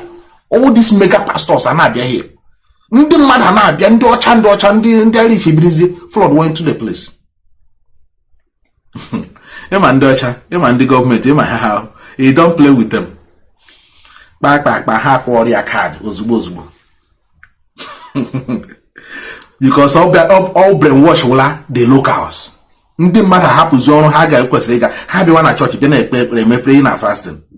And we program every week, Monday, Tuesday, Wednesday, and we program at the church. Need distracting them matter. The matter now excuse from all her. Na-emezi ọrụ a na-enye ndị companies na-achọzi staffs ha anụkọtasị na agara church. The government enweta the information. The church grew massively. Ndị odu anya fraud all the place. Fraud o man do chama that place and have as madam na agwa eziokwu na ha Chineke. Ndị nwe obodo achọfụta ihe na-eme n'isi na after Ingra ka aka bịakwara Pentecostal bịakwara shikwe from corner na aka ihe batana. Ha were nwayọ toward the card ma ndị ọcha ma ndị are very clever and very sophisticated, subtle in what they do. Pia the card gbawan. With one case, Tonyere the man, a control of the man, led the church that building now who spent the billions. Akuche bam. Church close. Oh, take it close your bar. It's your Campain had a church. I tell me where I'm way. In fact, Campain a victory church. Oh, Hannah, I go and Google it. Akuche the church bam. Church Abasa. Ndo Buddha. The news, the newspaper toy everywhere. News I got here and I'm telling you it was terrible. Oh, take you with a wire, nap of that building now. Will you make something else? Ndo chamana. Because after Hagra, Nebru Mwaka here, and the moms Brumaka won't boot on here. Keep up baby reverse and be try hats and every be abracadabra. Oh, hanging out wound. Nde banisi, only je, Kayonisha Wahama. So each time for try here to bring all of them and come queer now. You make me the other time. So when I'm one became no invade our place. Oga Hano name Henila Hane ban. You own a hammer at the time 9 game mechabia Ebeha. Ewatla. Be lay our hands on the record and the report of him in Africa. Gara help with Saimbiawa. Ngla I got him on to wide the name. You sometimes ashame or it takes a lot to protect lie or evil. Because I him label. Imo I'm not here now, it costs me nothing. I know that Zoku sometimes can be very tricky, but it costs me nothing. I don't struggle to say the truth. But when I say na evil, it not struggle. Every time you're planning, no take pretty much him. Every time he's planning one thing or the other. The thing I now boss, I got and then I now patch and you should be leaky. Yeah, patch from government in this. I can't shape a boss to. Yeah, grow build. Yeah, guys rebuild never. Can't shape a boss to. Yeah, shape and can't shape a boss to. And we are creating a countdown here. You're a boss because that guy doesn't sleep. Every time he's struggling to find a sugar that on the madon on social media. Every time. I will to him there. I want him to here come close, but I'm not seeing it. I don't know where I saved it. I'm just trying to find it. I don't know. Okay, I got it. Now let me just use this in conclusion. This is our sister. You know, she's doing I don't know who she is. I know why in the show the intelligent, but as long as this girl is sometimes you know. And for me, this is solely issues that I know, but for other people, let me just play it. It's just only 2 minutes, then I will conclude. And like I said, if you want to call in, feel free to call in. The WhatsApp number is on the headline there, on the headline. So I didn't pin it here. So, but it's on the headline. You can just take it from the up there and then call. Let me just play this. Why will God sacrifice a human being when he can actually save the world without a human being dying? My sister, that's a very good question. Shade said he is all-knowing. He could have literally just snapped his finger like that and all the problems would have been solved. But no, in the case of this God, if person never die, nothing can happen. Pay close attention to every significant Bible story. Somebody had to die. It's from the very beginning when he flooded the world. People had to die. Sodom and Gomorrah sent down fire. People had to die. Free the slaves from Egypt. Kill all the firstborn sons. Blood must be shed. I keep wondering, what is the deal with this God and killing people? What is the deal with this God and shedding blood?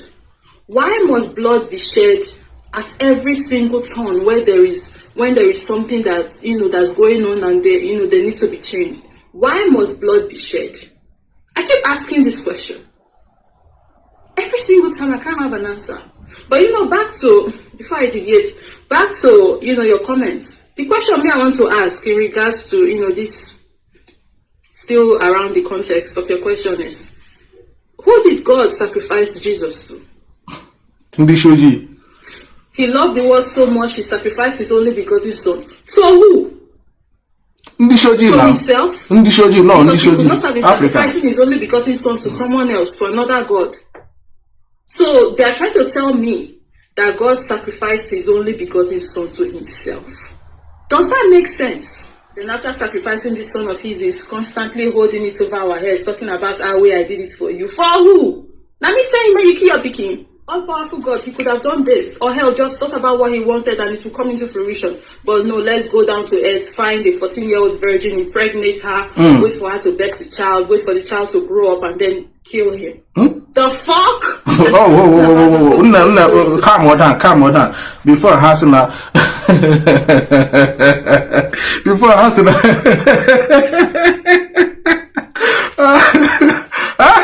Ndishoji. Hey! Shineli bebe ato nwatakịrị agbọghọ ime here. Agbọghọ na-adịghị nnọọ tụọ ya ime. Amụọ ya, ga-echirekwu nnọọ ya etochakwa nnọọ ya bịa pigbula hụ again. Unu si na akụkọ o zuru ezu. I thank God that thank you that our people are waking up, and a lot of there's a lot of our women, Black African women, that are actually into this, both old and young, that are actually educating our people. One good thing that social media have made their voice to be heard now, but in those days nobody hearing them. You don't know that they're there. This girl is not less than maybe 20-25 years. I don't know, somewhere there.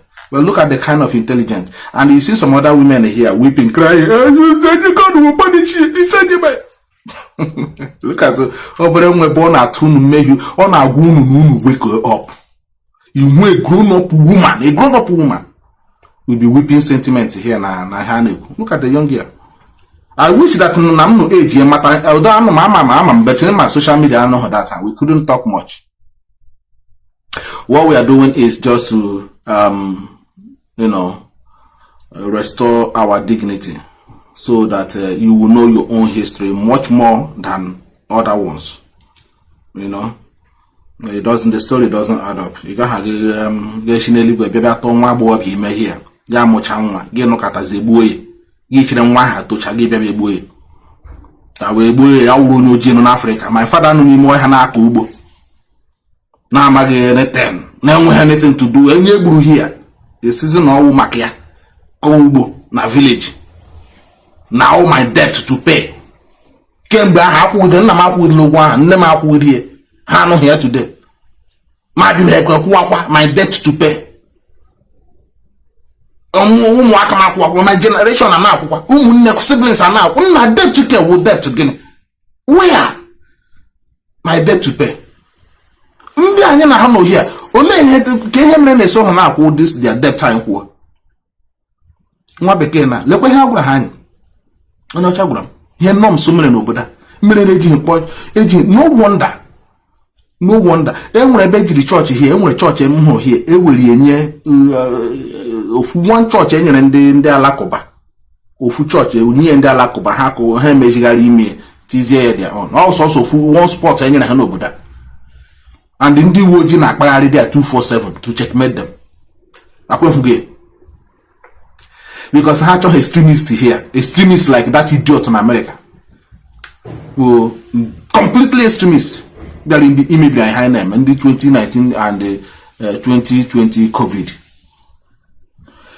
Umochineke, thank you very much once again for coming around, and I have taken more than time, and it's a pleasure to have you once again. I will always keep coming around when it's necessary, as I have said, and also I'm going to be going around in this summer to bring you to limelight how life is here, so that you deserve that good life from your location, and we possess everything. Ndi enwege anything here, any natural resources, no nothing. You have survive here, what tax online here, companies, industries.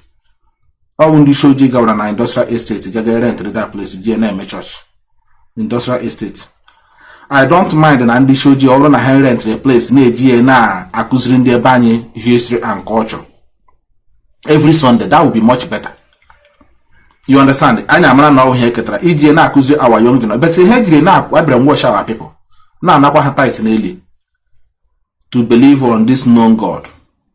Then they will pray for another country. They will not pray for where they come from.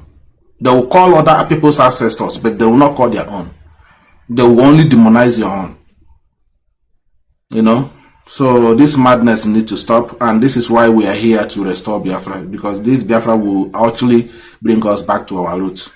And I want to thank all of you. Thank our leader, Mazi Nnamdi Kanu, who is still courageously, staying put. And despite all this thing, what he's going through. Onye ndu chepụta today, ọchọ nna ha aka azụ pụta today, ọ ga-anara ha pụta. Mụ na agwa ezu, onye ndu sikwe ha na ha akara today, ya fụtara onwe. Ịnụ ọhịa m gwara gị, but onye ndu jụrụ ajụ until he nye ihe ahụ ọ chọrọ. Ọ ji ka na-eye ebe a.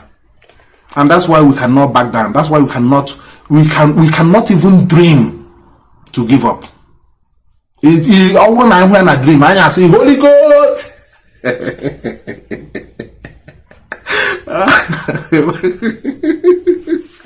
I want know the voice and I dream. I get hold the fire. No, I leave myself. I ain't breathe. That cruise here. Look, no set here.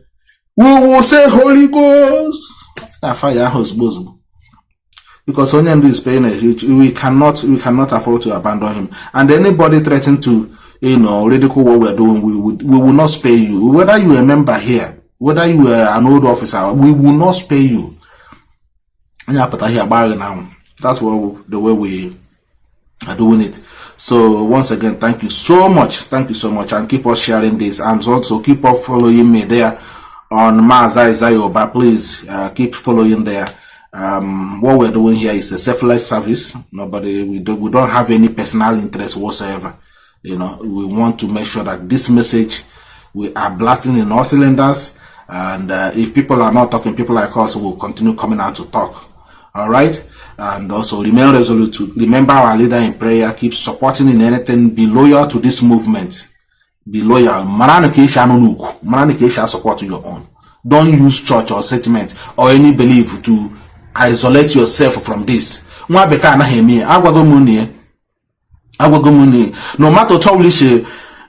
God you under on your chair here.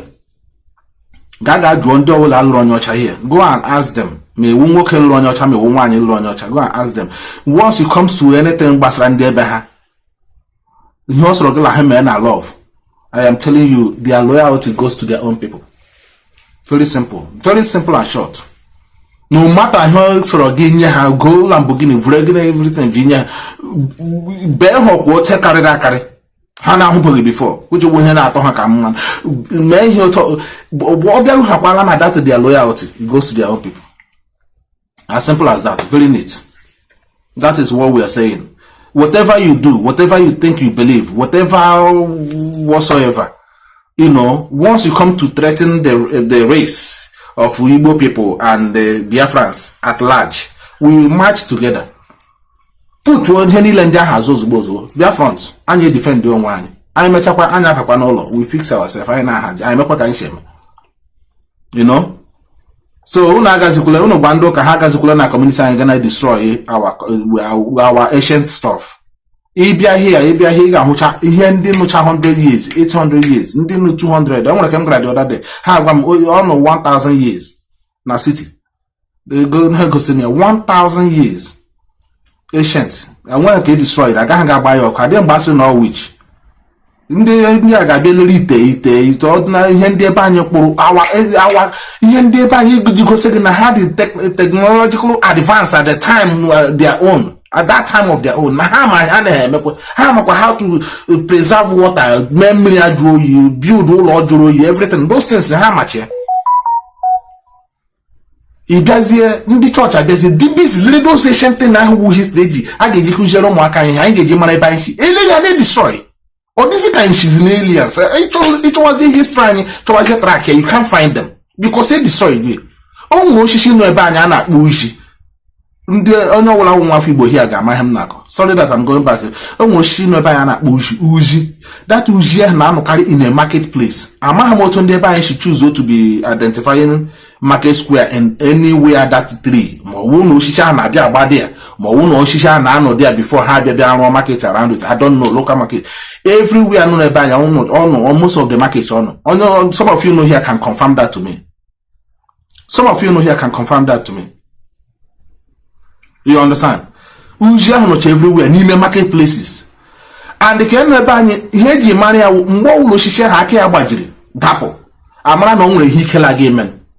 Mgbe ụlọ ifufe ihe o soro ikuku kuo the osisi anaghị eche the tip almost as big as anything. Ọ na-anọkarị n'ime ahịa. N'ime ahịa ka ị na-anwe. Ọ naghị anọ n'ordinary bush.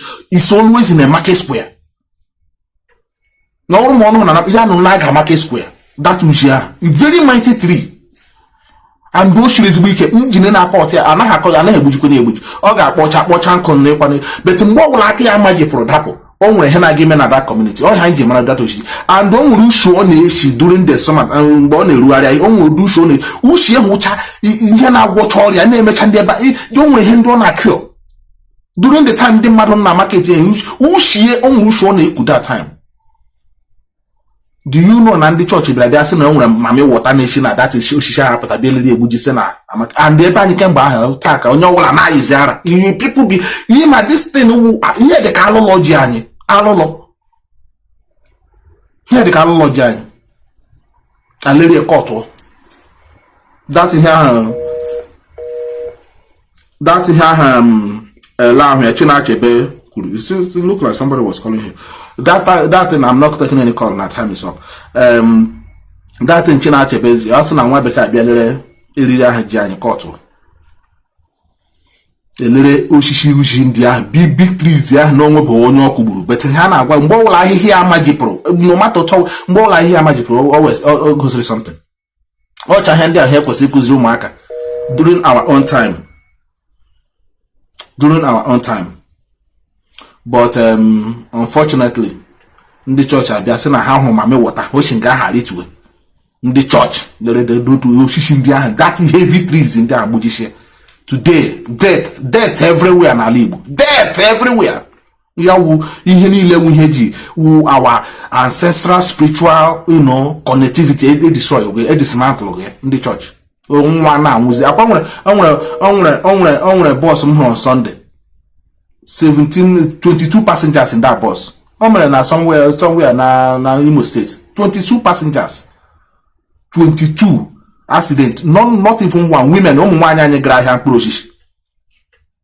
Ọ here Mataya says akụnekwu. Ụmụnwaanyị anyị gara ahịa mkpụrụ osisi. 22 passengers anwụọ na motor accident. That motor hit ha ncha gasara dia. Gasara not even one person pụta. O make it any news. And when they agụrụ ya na news? Nobody.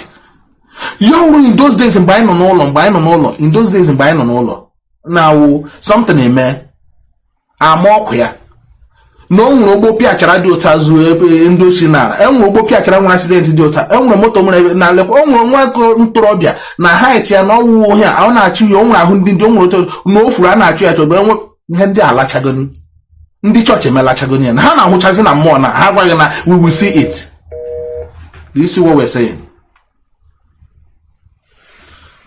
Thank you very much, Mazi Metosela, for coming around. Mazi, Nnamdi, Ugonna, all of you that have come here, thank you very much. Mazi Ebe, Carlo, thank you very much. Henry Onyeka, thank you very much. All of you that have come around once again, thank you. And Mazi Meto, keep on the good work. You're doing a very good job. All of you in the social media and our media warriors, like I said, all of you have done so much, and keep on the good work. Don't be discouraged. People, this fight, we're all in together for it, and we're not going to back down. We're not going to back down, So we must save our people. Our interest, you and I is here now, Mazi Meto, isn't it? I'm in channel here now. But our concern is our people, and they deceive. These are the people we're after. We want to deliver our people. We want to free our people. We want to rescue our people. We want to live like a human being, unlike others.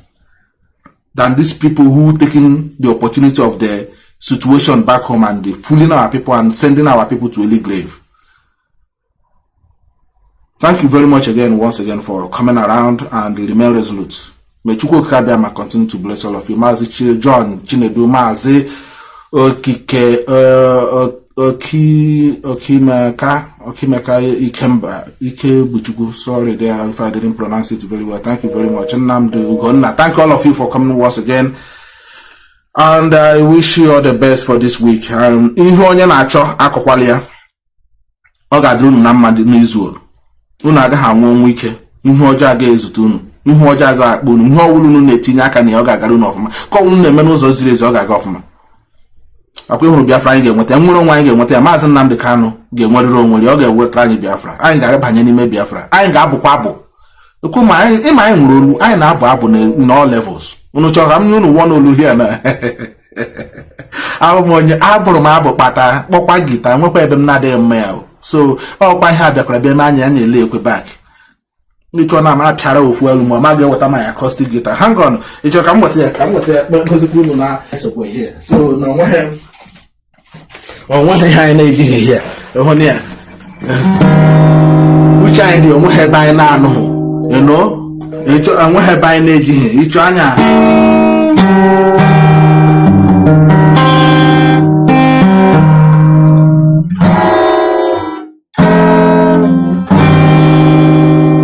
uche anyị dị ya. Anyị zuru ezu. Talent anyị pe ya pa.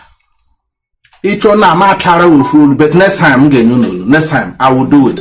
Honestly, next time m ga-enye unu obere olu here with the guitar. Ka m gwa unu na anyị dị connected. You know? Next time m ga-enye unu olu. Aga m enye unu special number. Aga m enye unu special number before anyị ebido. Iji gwa unu na anyị dị connected. So na anyị dị talented. Na anyị just were ihe ndị a were azụ ka anyị nwee ike nwere ọnwa anyị. Anyị nwetazi ọnwa anyị ga-ezuzu oke. You got to go.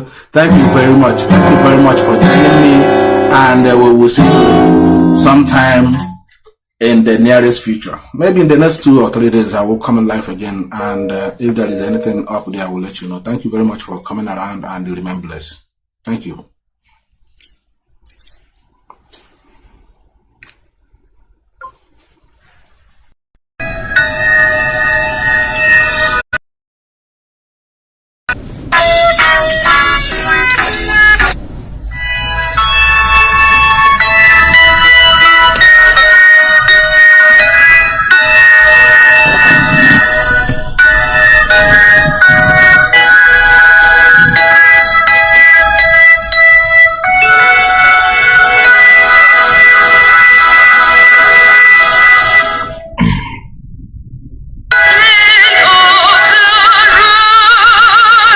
Which was the genocidal war spearheaded by the British.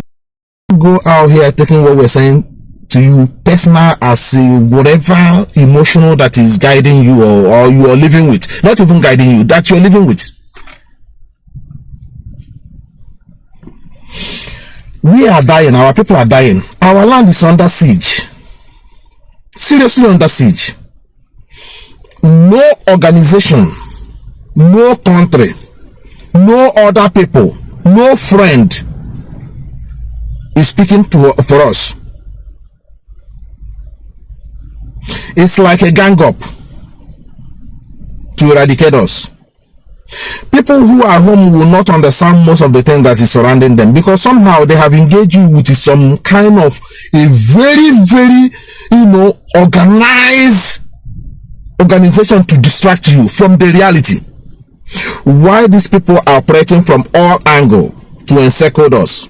This is the thing they attempted years ago, and they were stopped in Lower Benue. The army of Sesefly killed a lot of them and stopped them. They came back again 1967 to 1970 to try that again, which was the genocidal war spearheaded by the British. Spearheaded by the British to eradicate us because of what they discovered in our land. It was their first initial plan to clear Igbo race. In the process, we lost 7.2 million. There's a tweet, I don't know who owns that Twitter handle. I think it's from the Western world here. I don't know the group, maybe from Russia or somewhere, I don't know, who is now accusing the West what they did to Biafran war. Go to my Twitter there, you'll see it. We need to call British by their evil.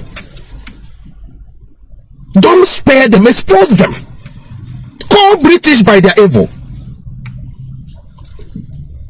What they did to our people, is unprecedented. They killed us. They killed us. They slaughtered us in the banner of whatever they brought to us. And our people are still defending it today. And they are going in the back supporting again, ironically, supporting people who do not have the same belief that you're defending. But then themselves, they are the one that brought you the same they believe. But they have gone in the back and support people who do not have the same belief they gave to you. And they are murdering us. And they have gone to all the media, they have gone to countries and paid them, lobbied them. Isn't it ironic? They call it bribery. But in their own world, they call it lobbying. In our own case, they call it we bribe people. Africans are very corrupt. They bribe, but them themselves coded their own as a lobbying. How do you lobby? You use money to lobby, isn't it? Now, how do you bribe? You use money to bribe, isn't it? So tell me the difference. They give you different thing, they practice different thing. They give you different thing, they practice different thing. They talk about human rights. They talk about democracy.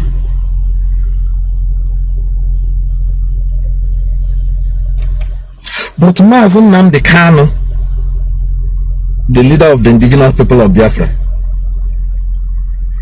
the same court them themselves instituted, discharged and acquitted Mazi Nnamdi Kanu.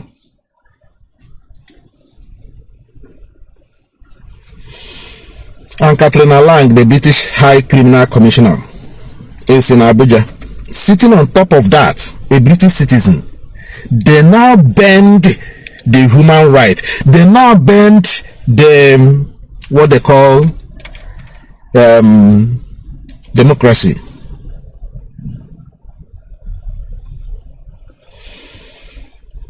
They raped us in every inhuman form you can ever think. They raped us to death. They are raping our people. Raping. That is what British is doing. Raping our people with impunity. I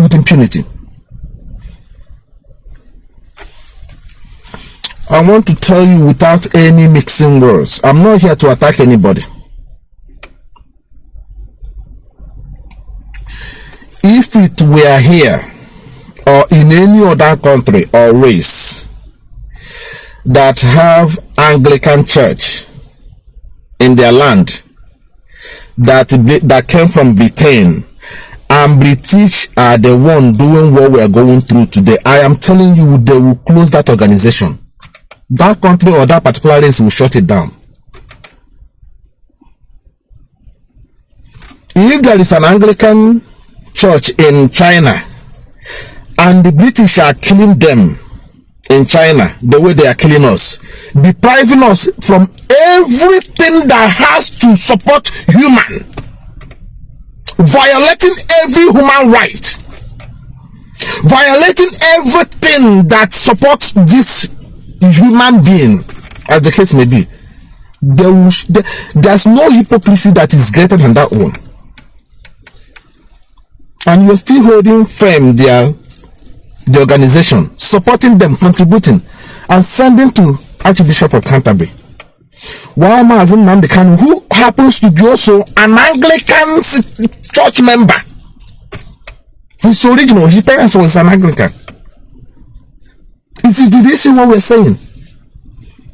Do you see the betrayal? Do you see the hypocrisy? Do you see why we want our people to open your mind? Forget God in here. Forget God in your emotion. That is how they want programmed you to feel, so you will never come out and even demand for what is rightly, yours. We are here to let you know without mixing words. I know there are people who are hiding behind this, trying to make you feel that they are with you. They could not mobilize any organization to talk about the inhuman treatment of our people back home. They could not mobilize the organization or group in their area where they reside to talk about the killings of Fulanis, the killings of Biafrans by Fulanis. They did not do that. They did not organize any group or lobbying group frame or whatever as they claim to be doctors, to draw the attention of those, as they claim, over the inhuman treatment of our people by the Nigerian government.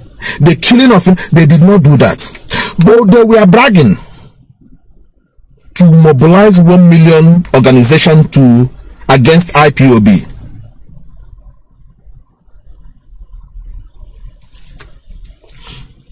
It was a couple of days ago. I think a couple of days ago. The same organization organized in December to bring Gowon in our land. Do you see what we are saying? I want you to have your mind open. Forget, please, just free your mind a little bit and listen to what we are discussing here.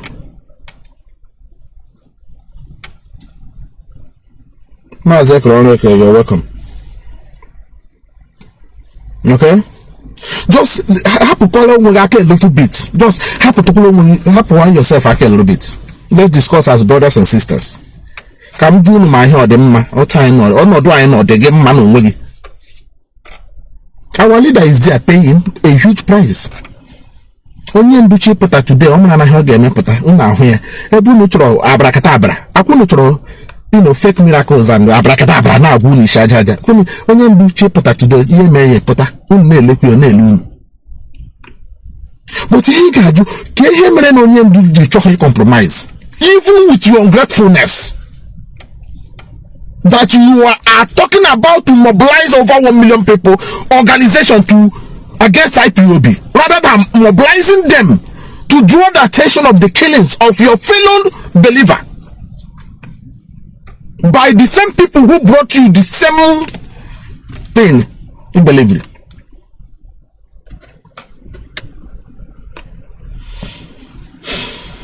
Only do no there. And we want our people to be a little bit think outside the box.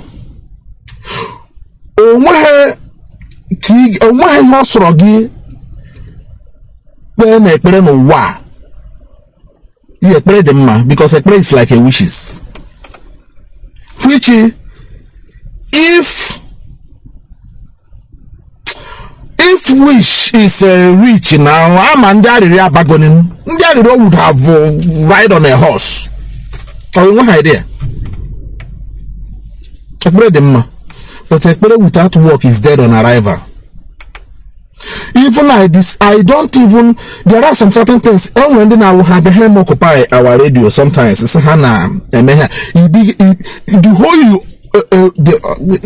don't compare yourself with our leader, okay? When he's praying, because his channel of prayer is different from the way you pray your own. You then already engage here the time people would have used okay? Now cover everything you need. Like instead, you got the more lot, but how she drink no be then I be for you. Enemy got egg, here we enemy at one thing now more enemy either they call to she drag no be arch enemy a Daniel Luta call watch to she drag no be it's I'm not trying any like mass okay weba equally show you check on me when gaga people dog minute that place in here Konya hine somewhere from somewhere to come and all the napatana come like I want to come like question. That is why I want you to open your mind. I will suggest link to comrade in the person Miami and I walk towards that direction. But if that very emotional also holds you by the then I got wire nail maybe I said better. Need to reproduce better. It's a Biafra. If they look at go buy one egg, then an egg. Now who's in here or chunk will be? They will act my cheddar place. America, you will hand have been able to be my hand hemo. The tongue when the prayer hand somewhere now. I try the prayer somewhere. You don't hear it.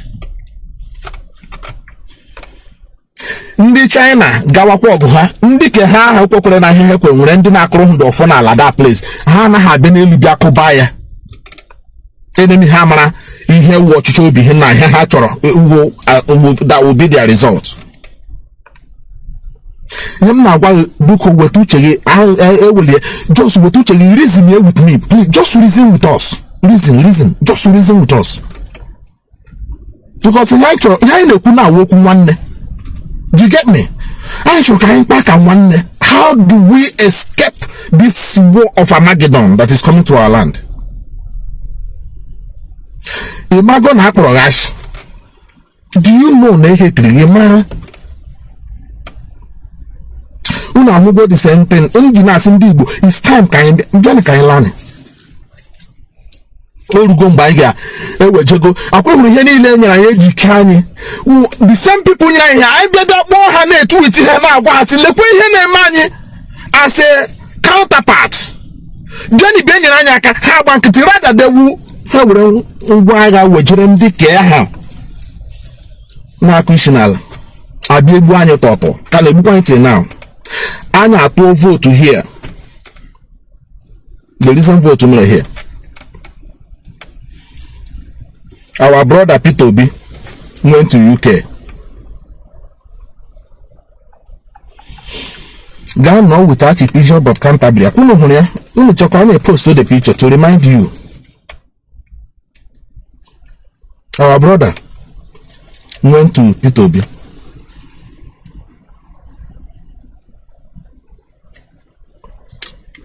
P2B went to Archbishop of Canterbury. Whoever had no sign here. And you try the whole assurance. Hey,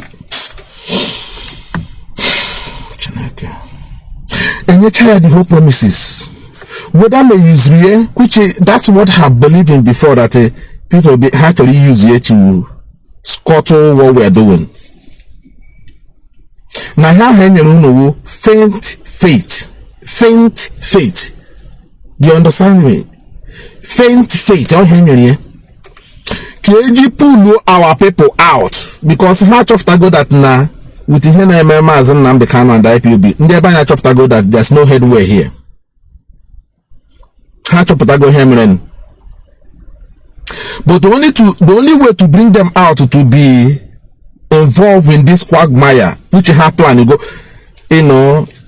rig the election, is to bring somebody that will, our people will see that no so now me go all inclusive now. So Nigeria now people be now I make a corporate so can you just know apple base and only get that to now.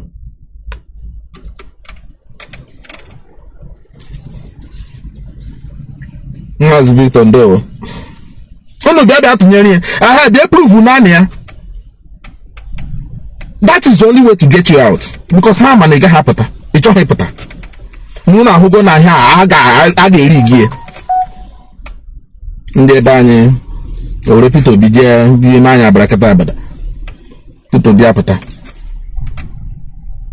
As usual, rig. But all no wundi na follow Ipob na follow. Him as Nnamdi Kanu na eku no wundi na keep history like Ipob. You people would have seen when Mazi Nnamdi Kanu broadcast about this 2015, 8 years before the time that Lekwanya Naginye, this guy, NBA select gear. because unu anaghị keep record. Unu feel na ndị nọ na IPOB na how miscreant Nnamdi Kanu is a rabble rouser, his group is this, na ọmaghị ihe ọ na-eme, he's a traitor, he's this, he's that. A na-akpụ ya ha na-ekwu IPOB. Unu amaghị na ha nwere ha hụrụ IPOB na-eme na o nwere expose IPOB na almost 10 years ahead the time. So they use everything to quell the movement, to quell Mazi. Kunu happy the plan. Look at when we predicted your election today. 8 years ago. 8 years ago. 8 years. 8 years ago. That is when Mazi Nnamdi Kanu made the broadcast. 2015.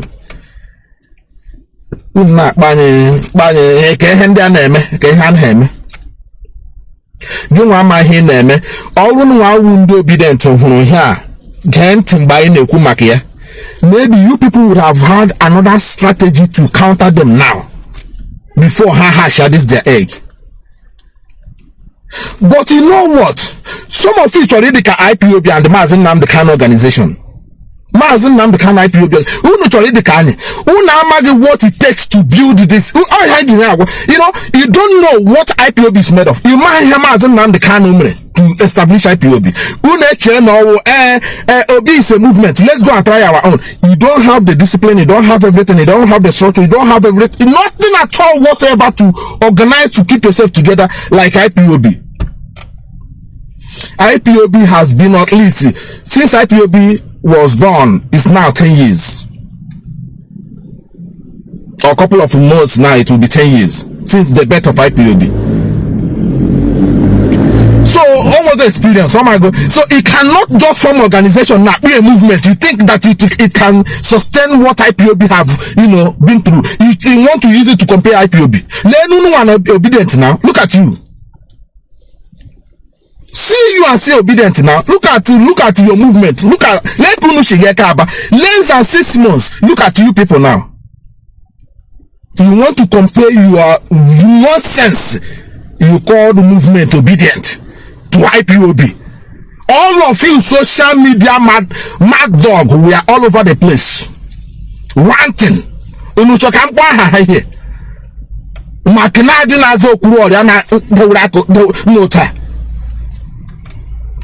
Then we are mocking at IPOB. Okay, when they want to be big, they will now mention Nnamdi Kanu. Nnamdi Kanu, yes, on them, but obedience now. Why? Mazi, it's not possible. You gotta keep Nnamdi Kanu there with the injustice. You think you will get justice? It's not possible. How many times did I wrote all the moon of Amnanya in the last few months? Now here I got vam oge muno to wam una adeku no naro. We told you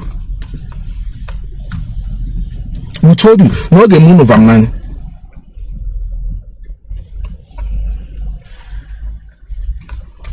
Soon as we born Nigerians are there. You know say guy we do so banya. Who the discipline to make yourself look like IPOB movement.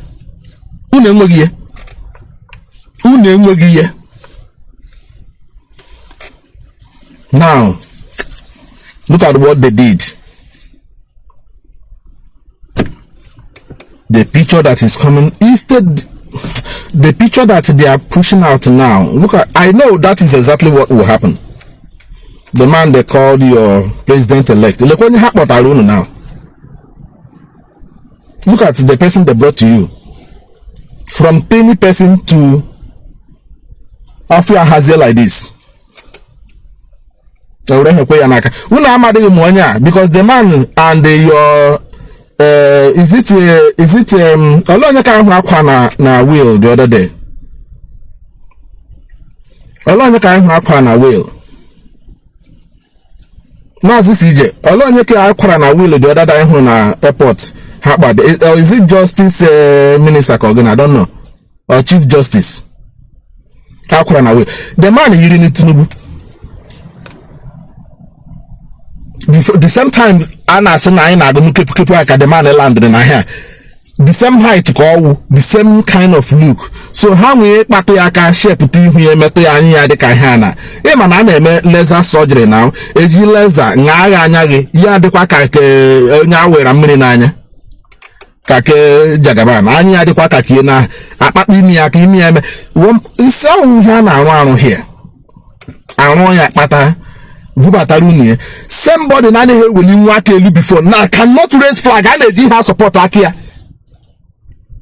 a na-eji something na support aka ụfụtazi weli aka elu ụlọ ahụkwa ha kwere ya n'aka here ebe echi feed ma ebe echi na-eme ha na Hamahan IPOB, you have IPOB to contend. Either you let Biafra go in peace, or you will live in infamy as you run your zoo the way you want to run it. Not with us. We keep exposing you. We keep exposing you before the world to see how stupid in appetizing a while in appetizing our Western Nigerian here. Ask anybody in the Western world. Once you are a Nigerian in a kuku to any other tribe or any sometimes has to do with Indonesia. Sometimes you had them. Once you mention Nigeria, conversation and worker. I go and confirm as a hardened criminal. That conversation again with their straight away. Once you mention that you are Nigerian, even with a little accent I answer, sometimes they will detect that you sound like a Nigerian. I said, no, I'm not a Nigerian, I'm a Biafran. Okay, I like the way you are about to say that you're a Biafran. Then conversation will continue. But once you accept to be, forget about it. Everything with business, transaction, everything now move there because trust is gone straight away. Oh, even some of us who are Biafrans who are hardworking, very creative, very energetic, anywhere harder, they change the environment. And now you see they put everything in them in that work. Just because being a Nigerian, because that name Nigeria reduce every Igbo man, every Biafran to nothing, a common criminal when you are innocent. There is one a couple of days ago. It's a woman. She misquote me as a Nigerian. Not much I know I'm a Biafran. Or some they are very, very sorry that the way they see us sometimes. Some of you who are hardworking. A white woman was telling me this. Apologizing to me the way they see us as Nigerians, that now some of us are very good hard-working people. This is what Nigeria have done to us.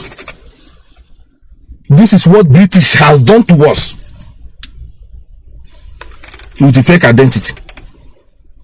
They want to eradicate us and put a different species of people in that our geographical area. Like what you're seeing now. People like us or them are doing whatever he like, bringing strangers, bringing machineries, killing our people in our communities, killing youth, chasing youth out. Go to the Mediterranean Sea and see the number of Igbo youth run away from Nigeria. You guys just left us in Olo. Many of them are only na Mediterranean a couple of days ago. There a couple of days ago, Igbo youth, young able men, talented. Malande bloggers know who hates you. Know exactly who hates you. That British bloggers, Nigeria bloggers today sent P2B one selection. Instead of P2B to an Igbo man to be a president, how get what I have pump. Look at the person they brought to you to inaugurate in the next coming days. Go and look at the person they brought you as president-elect. Look at what British are doing just because of the hatred they have on Igbo race. Look at this. An Igbo man, look at yourself in Nigeria today. You won election.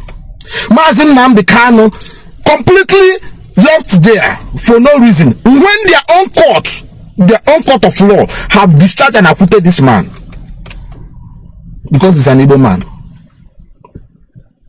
Look at the crime Fulanis are committing. Look at the Fulani. They call them bandits. Not even one has been arrested and charged. Look at Gumi.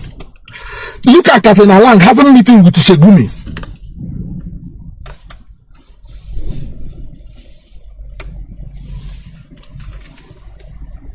Let me tell you, let me read you a headline here of Katrina Lang. That's why I say no who hate you.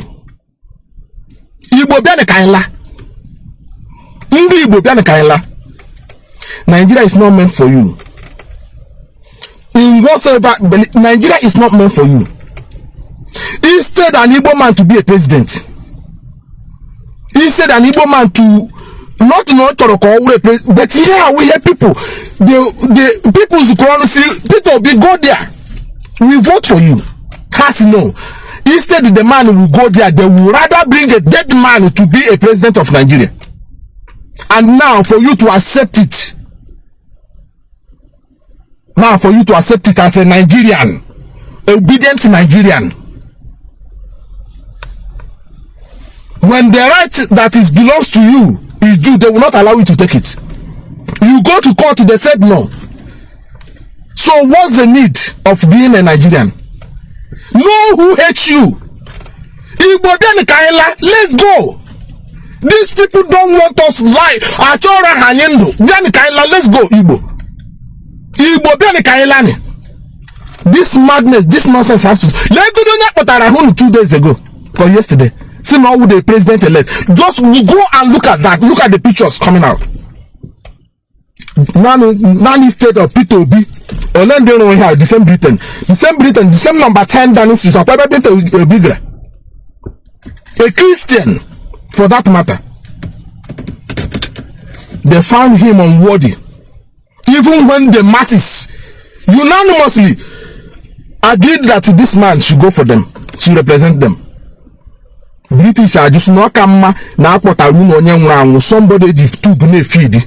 Or won't know now win the election. Igbo, Benekailan. Biafrans, Benekailan. And what church happen here? In my own opinion, leave this church, leave this Christian for them. Leave it, let them take it. Let them take it. Can't get you on one on. Always how like it, you don't always how I did you got one on. How to zero this their belief? We were singing in the name of Jesus. Look at the children. 1967, and the Reverend Fathers, pastors were there, and children were murdered in the cold blood. But how they been a woman in able to wins? How they been a woman able to wins? To blackmail us, to make us look bad before ourselves. The same way that now have that discover River Niger, the same lie I grew up believing that River Niger was discovered by Mongo Park until I joined this struggle a couple of years ago. This is what I was feeding up to adult age. That minimum as well that now they discover here. Feed them the same garbage and they feed na this organization believe or no believe. Today. The Kwendi could not even support Peter to be a fellow Christian. Look at what they did. Look at Bola made. Look at the guy there. Look at the man Hebring. So for you to accept, they are force it for you. Or whenever I a healthy man, this is okay. Let me consider taking this man. Or let promise on you. Or let how they just want to use somebody the same way they use mask to run the country for how many years? For 6 good years. The same thing has to him now. They want to use whoever that looks like this guy to make that inauguration and then run you down for another 8 good years. Igbo Biane Kaila. Only here will your reason now not to support Ipob or Mazi Nnamdi Kanu. Only here will see your reason now. What is your faith in the zoo now? Because open inauguration I have many now. Haga sue in. The same go one age the same banner. So only 7 million, 7.2 million children, 7.2 slaughtered within 3 years. Can I point it today? ka be kpere anya ekpere nyuo ili 7.2 million mamri n'elu ka you want to urinate on the graves mara na ha wu oge May 38 the same time oge May 38 anyị the same time ka ọ bịa nyuo mamri n'ili ndị nwụrụ anwụ ndị ogburu Mazi Nnamdi Kanu in his own state Mazi Nnamdi Kanu ka na-ekwukwa okwu Biafra ahụ okpukwe 7.2 million Mazi Nnamdi Kanu ka ejikwe after the court have the Gowon onwe never won the court for the release of Mazi Nnamdi Kanu but ọ bịara ikpere unu ekpere n'ihi unu ndị iberibe ejiri ihe asa isi na unu agaghị aghọta anything na a ga-eji ihe abịakwa ka ebe ekpere unu ekpere after killing you ịmakwa mmadụ rape your father, rape your mother in front of you gbuo ha bịazie ebe na asịzi na ebe ikpere gị nwa na onwe iwu the survival ekpere after o gburu nne gị gbuo nna gị rape ọwụ naanị you rape your children and your parents. Igbo bịa ka anyị la lekwa ihe katara na land kwuru here the same woman lekwa ihe katara na land kwuru here lekwa ka ị mara the hypocrisy. So all na Katrina Lang na-ekwu ya ka ihe ji zoom obedient na ndị be anyị not to hold on this and go out on the streets. If Katrina Lang, who spearheaded this fraudulent election, is saying this now, ọkwa unu kunu cool down, kunu cool off, forget ya. Ọkwa unu say, hey, I have realized my mistake now, so let's march on. Forget about it, let's march on.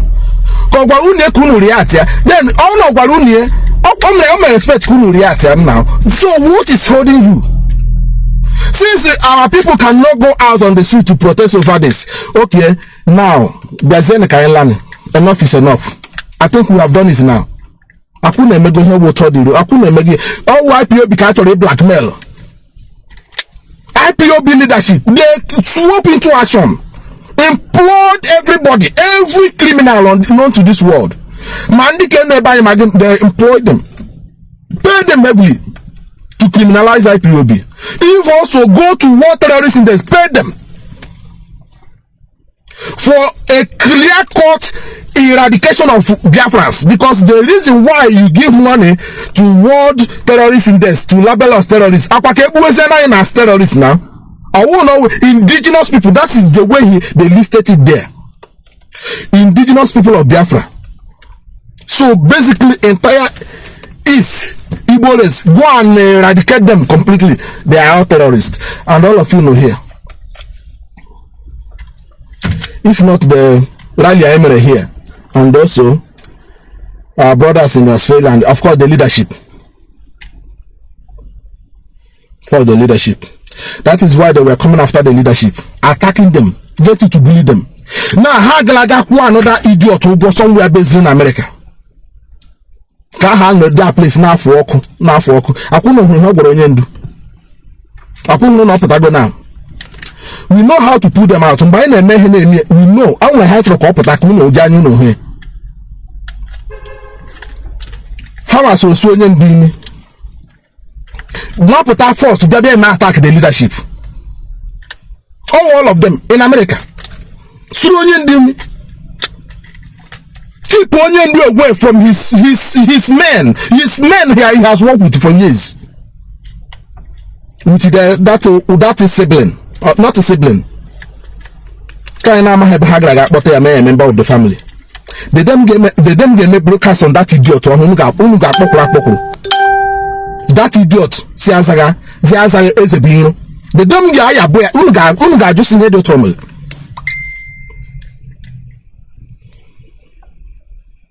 This and Abraham can get up. Let them come out. Let them come out as chicken doesn't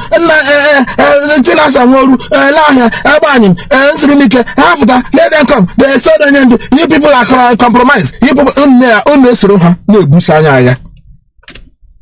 while we are looking to find out how did Onyendu Ole Boga, where is Ole Onye contact with first? Ole Onye man on there. Onyendu keep distance from us. we could not see him mgbe ọ pụziri. Anya amaha mgbe ọ pụziri. Yo ndị a akpọrọ ya chi ihu ebe ọzọ. Bidekwe werekwe the same ndị akwa this ndị organization unu okwu unu na-defend it today.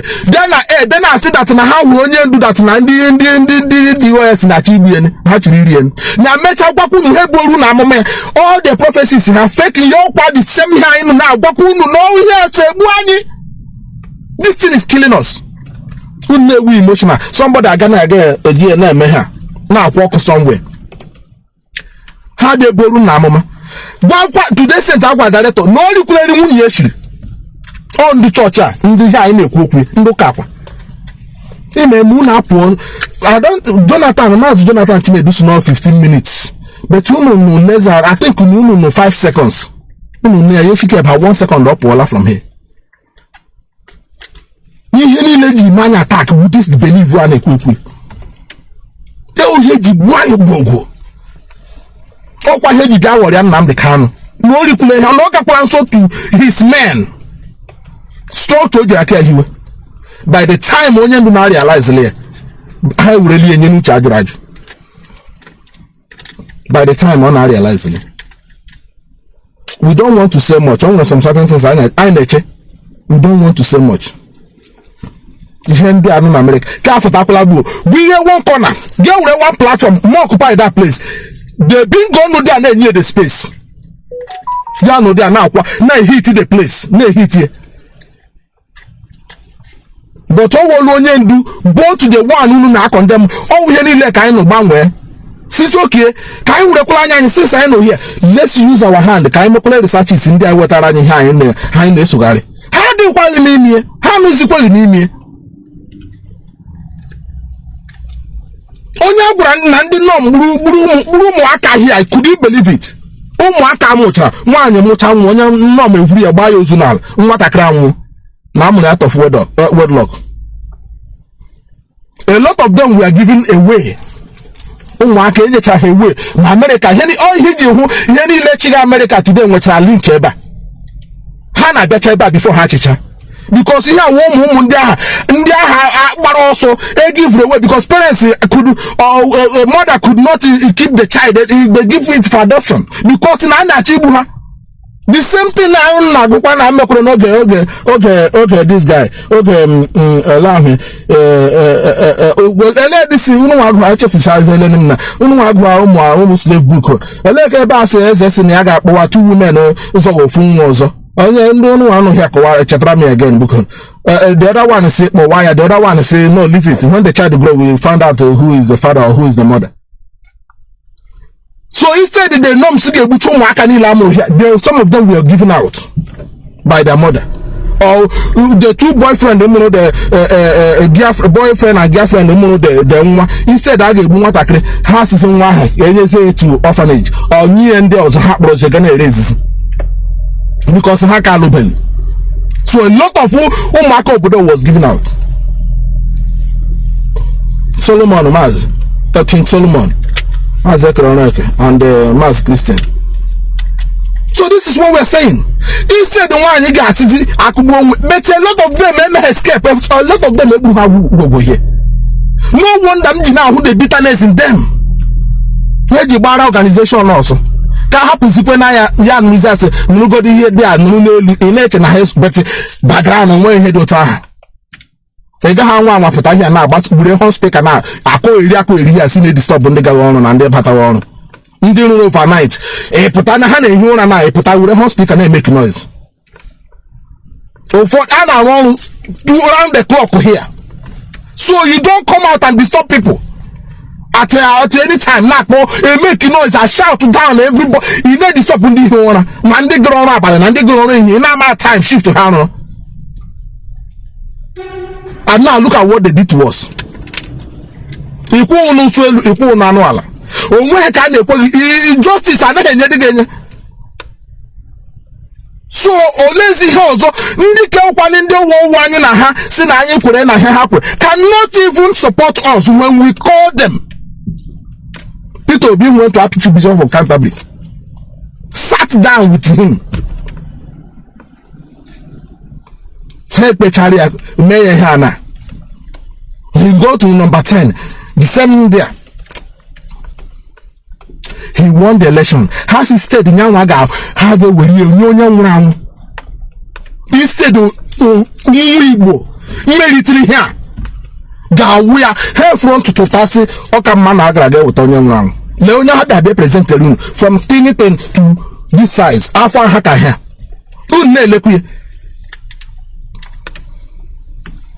Know who is your enemy. Ndi Bobianic Island. Bianic Island, let's go. Look what happened here. Look what the woman who here. Look at what she said. Look here. It's a breaking news. Let me see if I can get it. It's a breaking news. 2023 elections. INEC raise hope of Nigerian but failed UK government. 2023 election. INEC raise hope of Nigerians but failed in the UK. Kehana Wazigi now. I want a wagon down. But here American, but I see Peter B won the election. So why not let Peter B go there? So why saying what getting a Kuzina Keme? Peter B is there waiting for his mandate. But in a 3 years ago they do not give inauguration in. I will not give you in. So why don't you say Peter B you won the election? Won't stop you, I won't do a degree.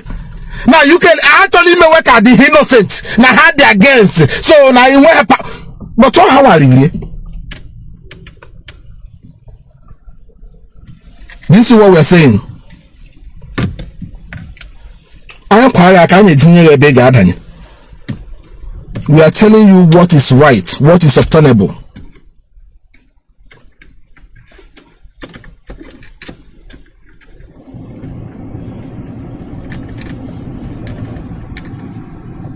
We are telling you what is obtainable. I heard in Abunika Wezoku. Even Peter B. Zuzu no way. Poor Sina that na Biafra Yaman no way Amonia during the Biafran war.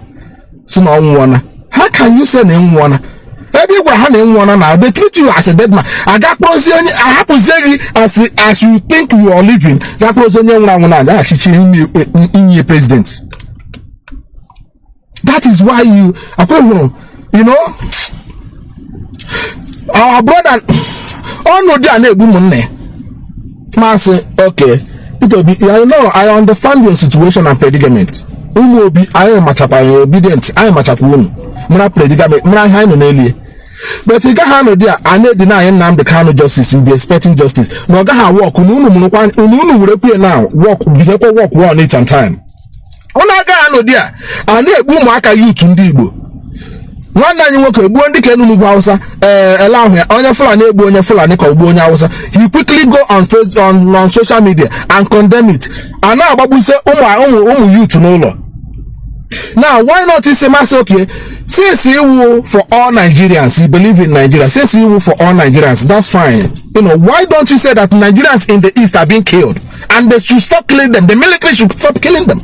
What's stopping from saying that? The same way you condemn the killing of Hausa woman in the north. Why don't you say that there are Nigerians in the east? Or are you a president? Are you going to be a president of the north only? Or what? You don't want that place. That Biafra Amori during the Biafra war or a little bit before the war, couple of years. And Peter B is not up to 60 years. So you will bring Nnamdi Kanu or something. A potassium at Biafra won 50 something years ago. Basically, again, one every Torikuoku want to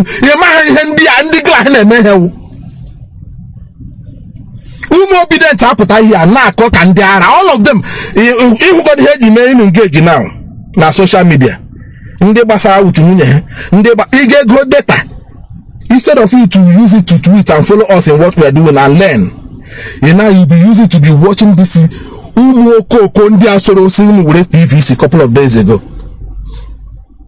Let's go and vote out. Let's go and vote out bad government. And if you must know I'm against them, let's go and vote out. Go and get your PVC. All of them, the hemu to mom one hemu. And a good regarding a social media. It's a movement. It's a movement. They have overshadowed IPOB. IPOB have gone. They have destroyed IPOB. Now B is a movement. We will be now. You know how let's go now. Abagono Akoluna acrobatic now. We expecting. Somewhere.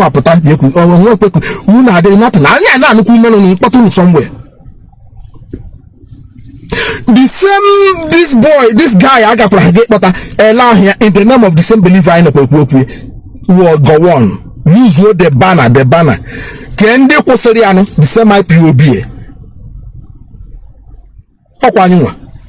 Issue my press release, my press statement, and may condemn. What the same IPOB in the bully now that we should stop about this thing. The other animal in America. See our doctor. Now governor is against your colleagues. They put us in social media. In a broker, in a cho, in a co easy. The people now, the same under now condemn that in a game. Oh, one you are who say now here come a Christian be manolo. Not the other abominable, always sacrilege. No nya wounded blue Christians, fellow Christians, go one claim one a Christian. 1 year blue fellow Christians, 7.2 million. 7.2 million. Can I want it today? There's a in the name of Christian. I say no. No, I had now we will not accept it. Okay, she was say, how did we achieve that? Your own life follow rule because I had you check how water the topic so can I do when they buy the canal because you ain't a cool here who go those all for those can live in that ignorance.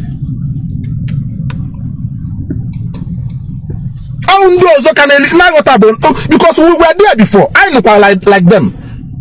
So I know what I go that night. So when the naka table, no naka what the mind they will now see reason. They will be coming out as well. And also understanding what we are fighting for. But leaving them, make sure without educating them, they will never learn, they will never understand the mess handling. Do you feel me? So on one hand here now for personal, we have seen the light. Oh, we have Mazi Nnamdi Kanu. Oh, we have like reason. For that, what I here. He talk. I need to go to see. Keep on command. I want to maybe behind believe. I want to we'll be waiting. I need to go to at the time. You use listen up at our. Oh, may I go and do research. Go and do this research. Call already Biafra the next day. Now they want to demonstrate their power that they can be able to stop. Do you see the reason why?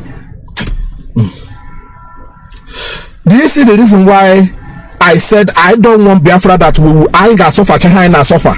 Now, tomorrow, they will now take this Biafra and hand over back again to the Archbishop of Canterbury of Vatican. Do you see it now? I can hear how to say program my name. They want to bully us to keep quiet.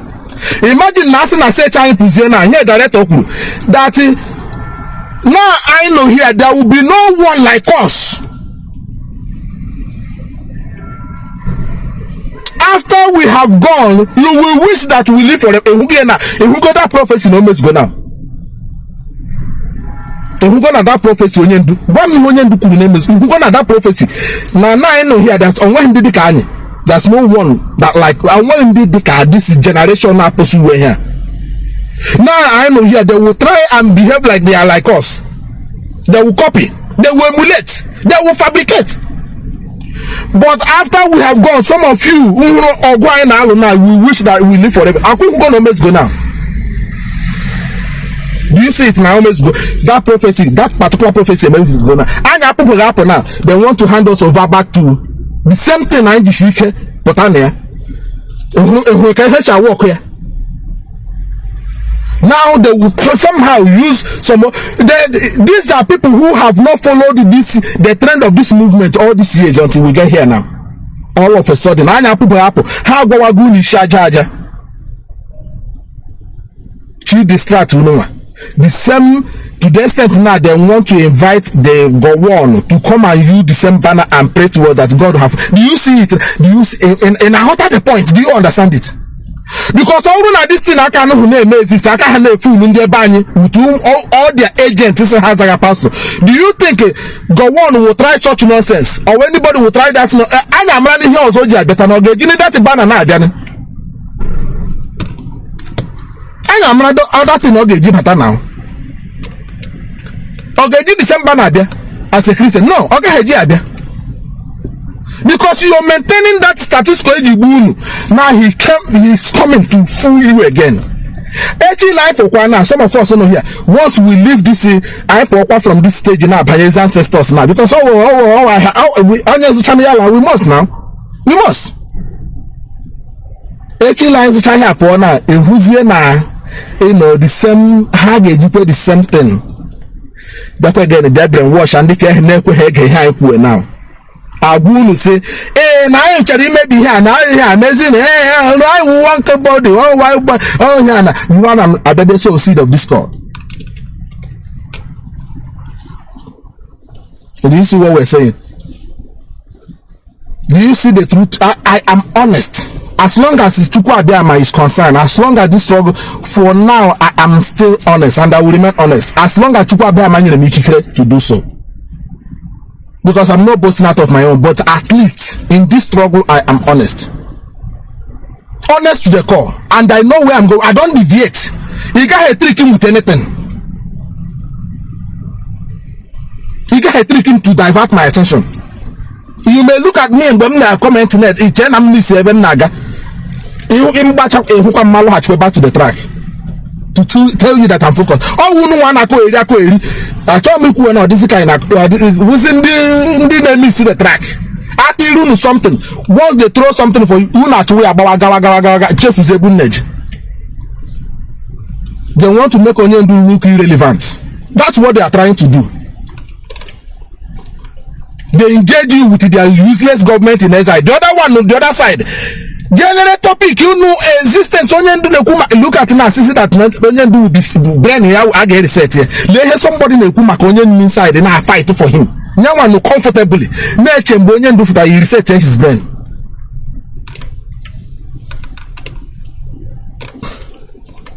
When we talk, we I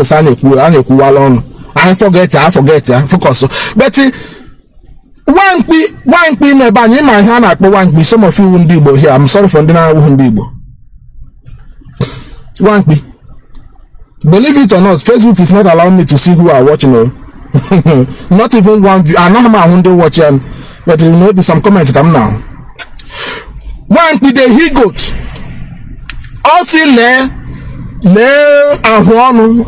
you see my beers now. You see how organized OJ. Why we see go and the he go say go and look my beers how corporate all they go and look at my beers and see how corporate all they but na the whole girl la kwamo usually mmadụ so gan sutaria le to nyanwa na akpo ridge the thing na akpo saria the ridge ya uro ka uru always kakam na june. And one year you fix here is good, but la palm we agree here na the source tare. As all you oversize. Here la cause ridge, akpam anu kwa na akposa ridge hoko. E my wo ma fa amushirani. That is what we are saying. Our people need to understand the enemy when they infiltrate us. We have the code one time. You keep on the outside. We are the gatekeeper. You keep on engage them over there. Engage them. How they may behind them? They don't care about Mazi Nnamdi. What their interest is to destroy and take off. Look at what they are doing with their useless government in Israel. How many government in Israel in America? The same America. We have been suffering everything I am suffering at this struggle today. America has been the issue. Biafrans in America has been a problem, a headache. Each any deal with Onyeka, the next another one in Mima. Each any do they line them up, they line them up, they line them up. They will always come in disguise. You will never know, except to be the spiritually connected behind them. You the well rooted, you will never know. They will come in disguise. They will always, I don't know how, they will always find something to come in with. You would think Nahesu between them and has strike is it?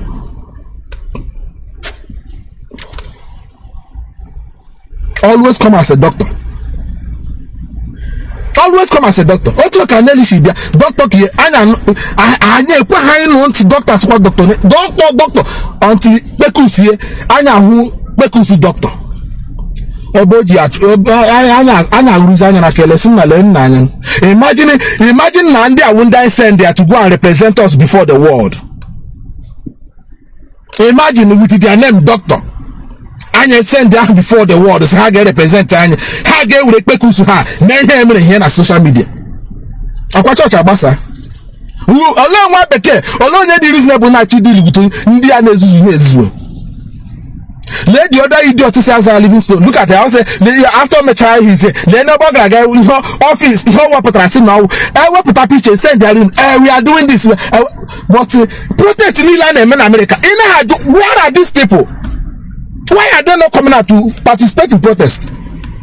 All these fools who go see picture in Ireland and America and make their fancy nice. Look at the office. And I could say picture. I could say I need Poco Arimandi who are the German floor. I need Zuzu in America.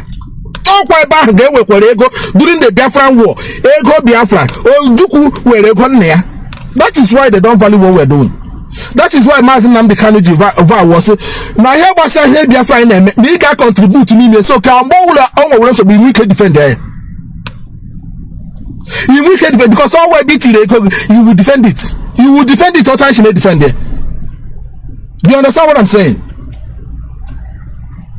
But because you know he will know the value of it. Or you could go papia and they did not value it.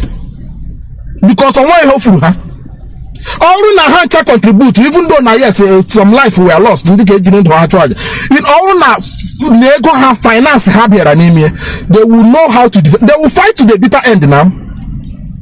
Because of Duku was the person sponsoring the whole thing to protect his people. Han Rodia, I want his charge. When somebody got this drawing work, Haga one America, get zero lock, all quota Hagisha, but Indiana and America now cost running headache, all Taka Hishina Babi now there. Mauru no one at this generation, I only got no news. Oh, in the home, I can't even the American man. People in America. When I go to jazz, no boys in the check about and why a dialogue. You will get go be comfortably. All the same law go. Kuburia in America, Zere Kubuye, there. The same thing now, Mazi Nnamdi Kanu mean. Now fight it. Mazi Nnamdi Kanu children help with onaria omenu brakatabra radubono pota uregi again enjoy. But this man just heni lewu heni la offer ya mo wu ke hinya mapure ni ya hapata. Ndi believe na ma hodu ogu ayin lo a. Unu to ka ko heni la ha here. Now magi here we help you. Instead all of you get focus unu who enemy all these dictators that una engage what other place. Now people but here more name attack your fellow comrade. Immediately know what the sentiment and emotion but did they completely lost the whole thing. He said him identified now no with the enemy tackle him there, tackle him and engage him there. You know what you brought away back. But out this place. Mazi Nnamdi Kanu now fighting. You hear for government in exile and Jesus. If you get I'm not going to hear what they look at any go on and do the same thing, but I'll prove one you're right. Now here we educate and here morally and the somewhere. We are not saying it because no I am one. Esomnia also from Nnamdi office. I will sing for you. Don't worry. One of these days, I will bring. I will the leadership now. I will bring myself. I will sing. I will play the guitar. You see me sing. I will sing. You will hear it. You get me? I will play the guitar. You will hear it. Some of you now the stage. I will bring the guitar and I will sing the gospel song. Legion to the near that Nnamdi connected. No, you know, go atheist or no we want you to understand the threat that faces us as we are living in ignorance. Oh, we have to now. Can we get that together? See, here divide there. Because even a community even my family, the other church, the other one family, one son, one big family, my family. It is here. The other one, the other. That is that's harmony. It also called everywhere among other families. Now, a message today said, where he would be here. She not taking yet to I say, no, somebody. Now, what your community suffered in Bamori, because I remember in those days, I'm one like the whole community tobacco, whole powder, a shemiraku, mess support, and the garden one like a saya for, and the garden India what I call water, I support on one night. One American Majo, I know nation now say, can this useless pastor so that he doesn't know somewhere now? Now, these people make him do one worker, men make him move, Lieutenant, how our problem now. I'm going to help you get with that. He will be now. Walk with the go high image. Hey, Chineke. Oh, God. Chukwu kikabia ma nyanya kanija. Honestly, is chukwu kikabia ma buku nyanya kanija. Because I said no, by this time I don't know, because we stop them. The spirit that these people they were operating all the Ipob by now we would have finished. I bet we would have finished. The spirit that these people were penetrating and destroying the families. By now we would have finished. I am speaking from my heart. I have no reservation. On Sunday, Magapa no look, I get home there. Tell you now, I play, I sing. But sometimes you go there, they will be praying for another country. Nigeria. They will be praying for another country. I've been in a church where they were praying for India. I've been in a church where they're praying for another country. I witness. But the community they don't even talk about it. They don't think fellow Christian, because I say I'm Christian. Nobody is talking about it. And you're telling me that this thing will be happening to us. Somebody is there defending this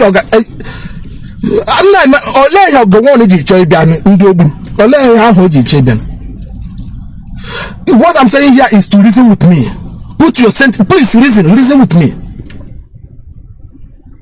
Reason with me. I am begging, reason with me. And prove me wrong. Or one of my hand, or one like I had them.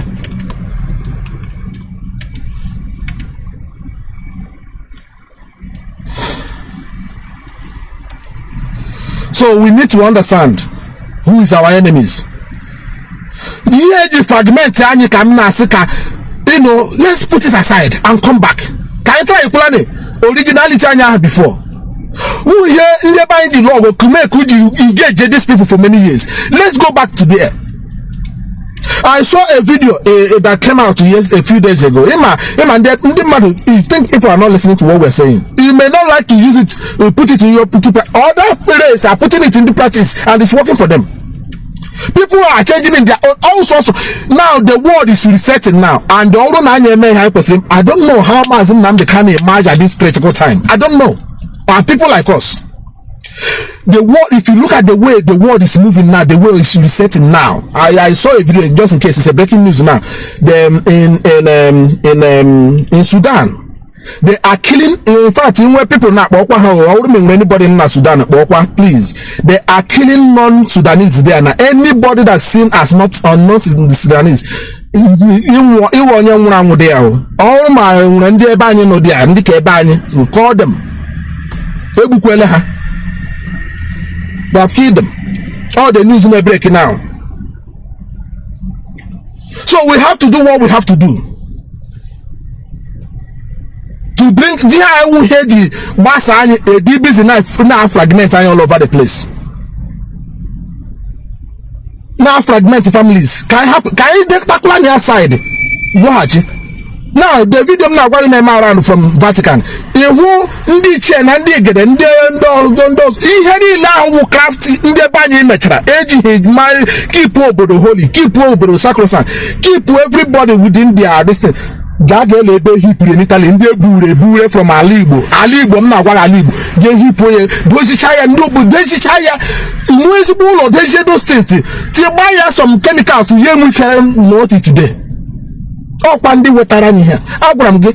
I am telling all of you, any day some of you will access to go to and they buy Italy, Germany, Vatican, Vatican, the hall. Go and make videos there. All my new access now. Now I'm go and make video and show them the ban here no there. One more when the Ferraro secret these people. What are room here? Concord where line the banning any life in today. The only reason no backwards. Forget to go the individualistic. As a race, there where we are today. Is this something anyone can talk home about? Can you upgrade? Go to Philippines. Philippines is the only Asian country it cannot backwards because of how joining this garbage. Go and check all the Asia country. Go and check. It's only Philippines. Only Philippines can behind other Asian. Because on the British with this thing. Go and look in Ekwoku Malaysia, in Ekwoku Indonesia, in Ekwoku Taiwan. Go and check the whole entire Asia. It's only Philippines. They are in Africa now. Go and check the whole entire the only particular race that can live in a stone age, mentality and behavior. On progress, no road, no electricity. Electricity, nothing whatsoever, nothing. Apart from the private ones, no governmental presence in our land, not even one.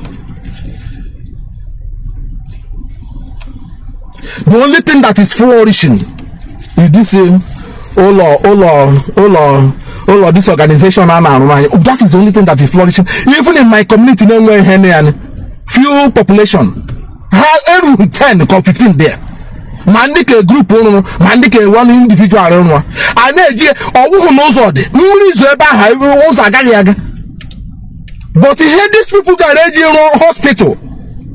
At least in the village eba ha ori arewa ma nwanyi mu nwanwa ma wi meme nwanyi enwe ike since ambulance na de iji gwa de how brainwash time the whole here ambulance eji ebu ndị na-eji ha ahụ ya eji ebu anyị mgbe anyị nwụrụ anwụ n'ụlọ. Do you see the brain ka anyị told you upside down, just upside down?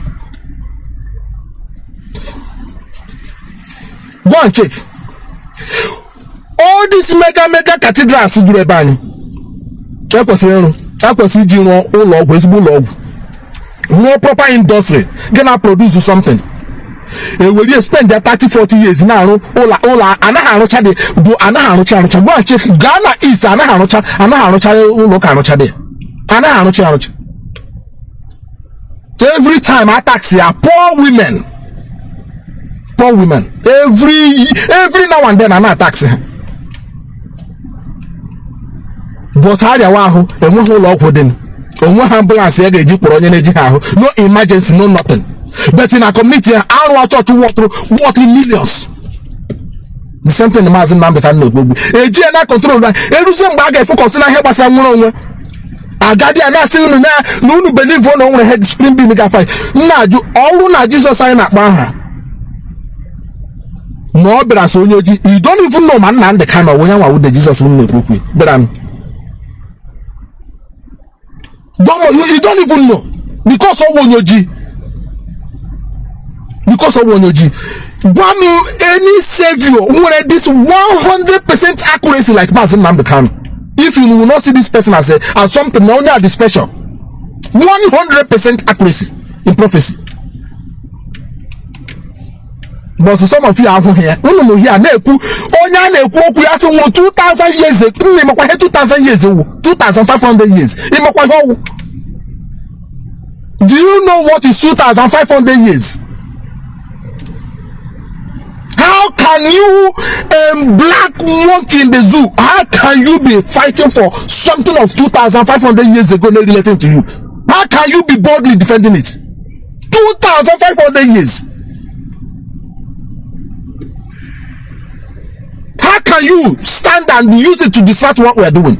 How can you be using it to talk down on our leader that is paying a huge price that you don't know what this man is going through? All my family do marker here.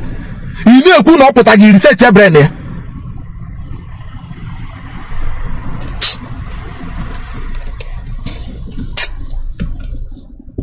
Nnamdi Kanu, I don't know. I am really sorry, and I do weep for this man for fighting for people that have this mentality of self-destruction. For still believing that these people got rotten one. The whole do you know what is going on? In summary, I want to summarize here. The whole world now is looking.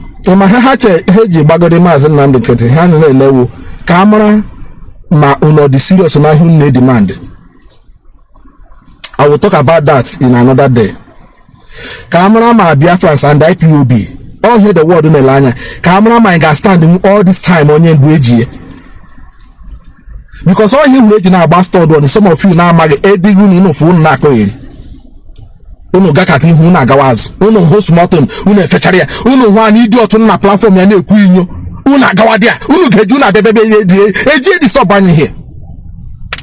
See, my friend, this nonsense here you're doing, bringing, or you are carrying maybe not suffer no. How does this thing add value to the situation I'm in here now? The whole world is watching. Camera this structure will get destroyed here. And now form counter one. I form worker. I look at I got a flag at what's our daily table. I see here with Biafrans office. The whole world are not lying. Because how they benefit from Helen Alliance. I told him I'm be serious. This is the only organization that has sustained itself without any external help. This is the only organization that has sustained itself for 10 good years. 10 years. Ipob. The world could not believe it. Oh, him energy who battle obedient. Camera mun again collapse here. Somehow the thing Maunyan do sinoga bokum, Bonoga whoop. Onyen do soga bokum. Bokum, your order the whole hope, no betoga whoop. That is why some of us are here. I know Mehenila, and now bastard Nile, camera Ipob, I get destroy here. Then is Kala hatch to the Nnamdi ready. Water. I ask when I will left like I keep saying like I said, not send the guy back one day. I will make a picture, you see me there. You see me the other day singing there. I will do everything so for you to see that in him what I'm saying is out of love. Can they never now one day banye zoku? Na heji government know how to support your people. Offering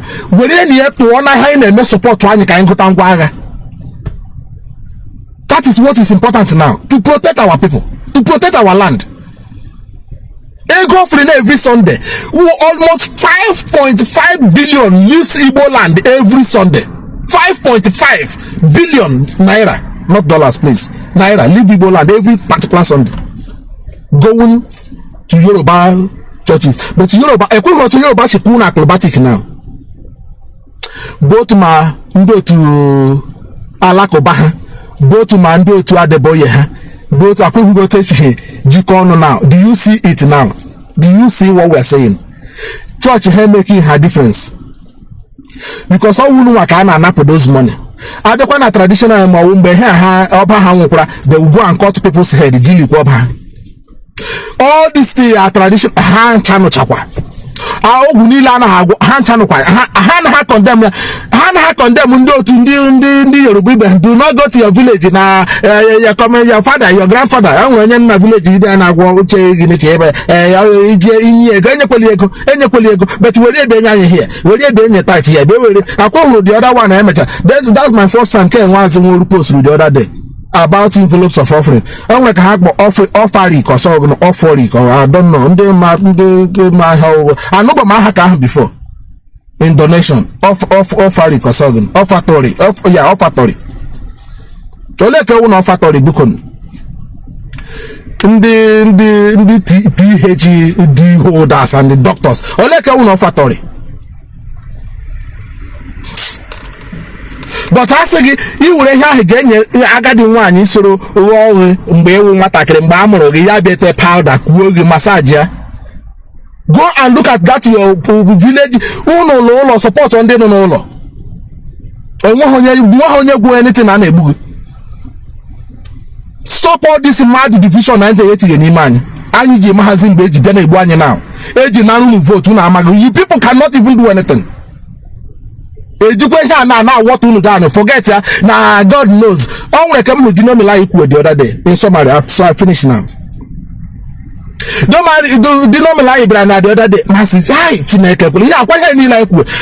no, God is God that give power. If God give you power to be the president or power to be the governor, he is God. That's okay. Now I can't go behind it. So if it's God that give you power, then what are you looking vote from the poor masses? It means that once I have to talk about vote to Uno Gadia, you will not recognize him that Uno vote. You will not believe in all God in your own power, and therefore he was to elevate the poverty, you will not do it because you don't believe na the service had you say there. If go already know God will power. God gives power. You see how these criminal politicians, you see here the same believer in the do you understand it? Because this so-called organization is flourishing and is fooling people, is making people hopeless and docile. So they will not patron it. Wicked will come and call God tomorrow. And God, if God is with me, who is against me? So therefore, anything you don't exist in their sight. You don't deserve anything from them. Any good governance, you don't deserve it because it's God that gives them power. Now, God, they will not be there. But all the work you use, they made the toggery, made the whole killings, made the snatching of balls, ballot balls, all the work you use. But then it's God that gives them the power. So therefore, after that, they don't need you again. This because after you use the politics, you use these people now, this young youth to win your election, you left them without anything, and then they pass as a governor about choose. Oh, you will hope those of them Nando to Imo State and the Anambra and the Abia State and everywhere. You use them, you arm them to go and kill your opposition. After now you don't recognize them.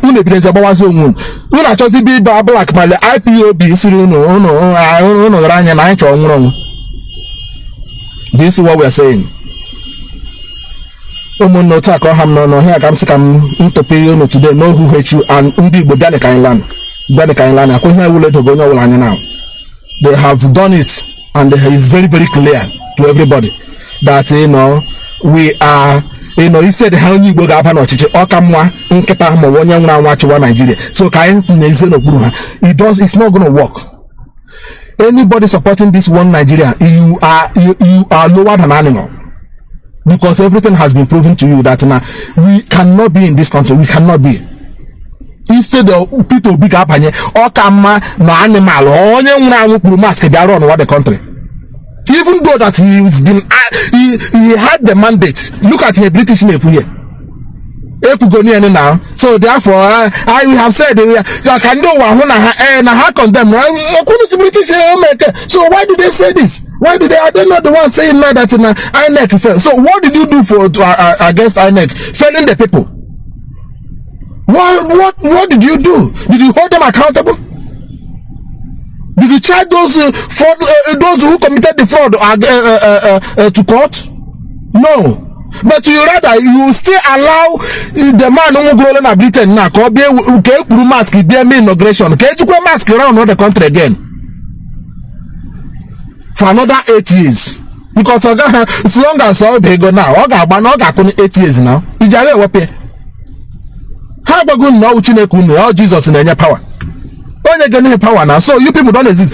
You got to take you and give you hold way anybody na Japan na you hold we accountable because on one hope room person for game to alleviate the poverty. Apart from Abado, on one you also room you just know there and nothing, no promise, no campaign, no nothing. On one house now the akosike mo waga akosike nothing. So basically you are work the suffering now will be God knows it will be out of this world.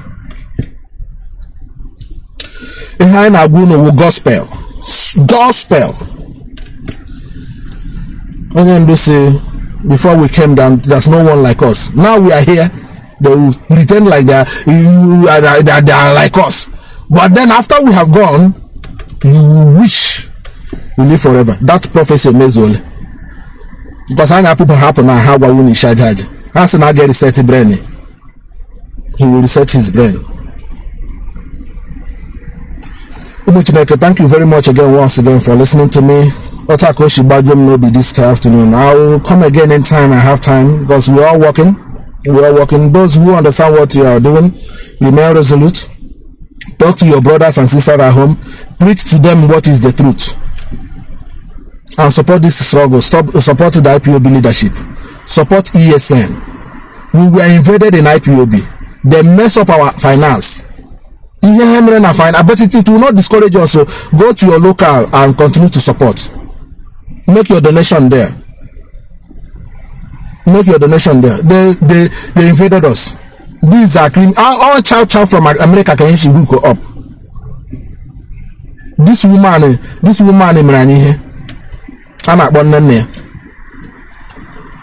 she did a lot. Sometimes we lack words, but having said that, we must continue.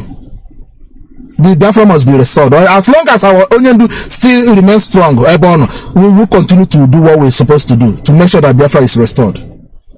We must restore Biafra. We're not going back. Anybody telling you that we're going to back down, regardless the finance or no, we will get Biafra. We will get there.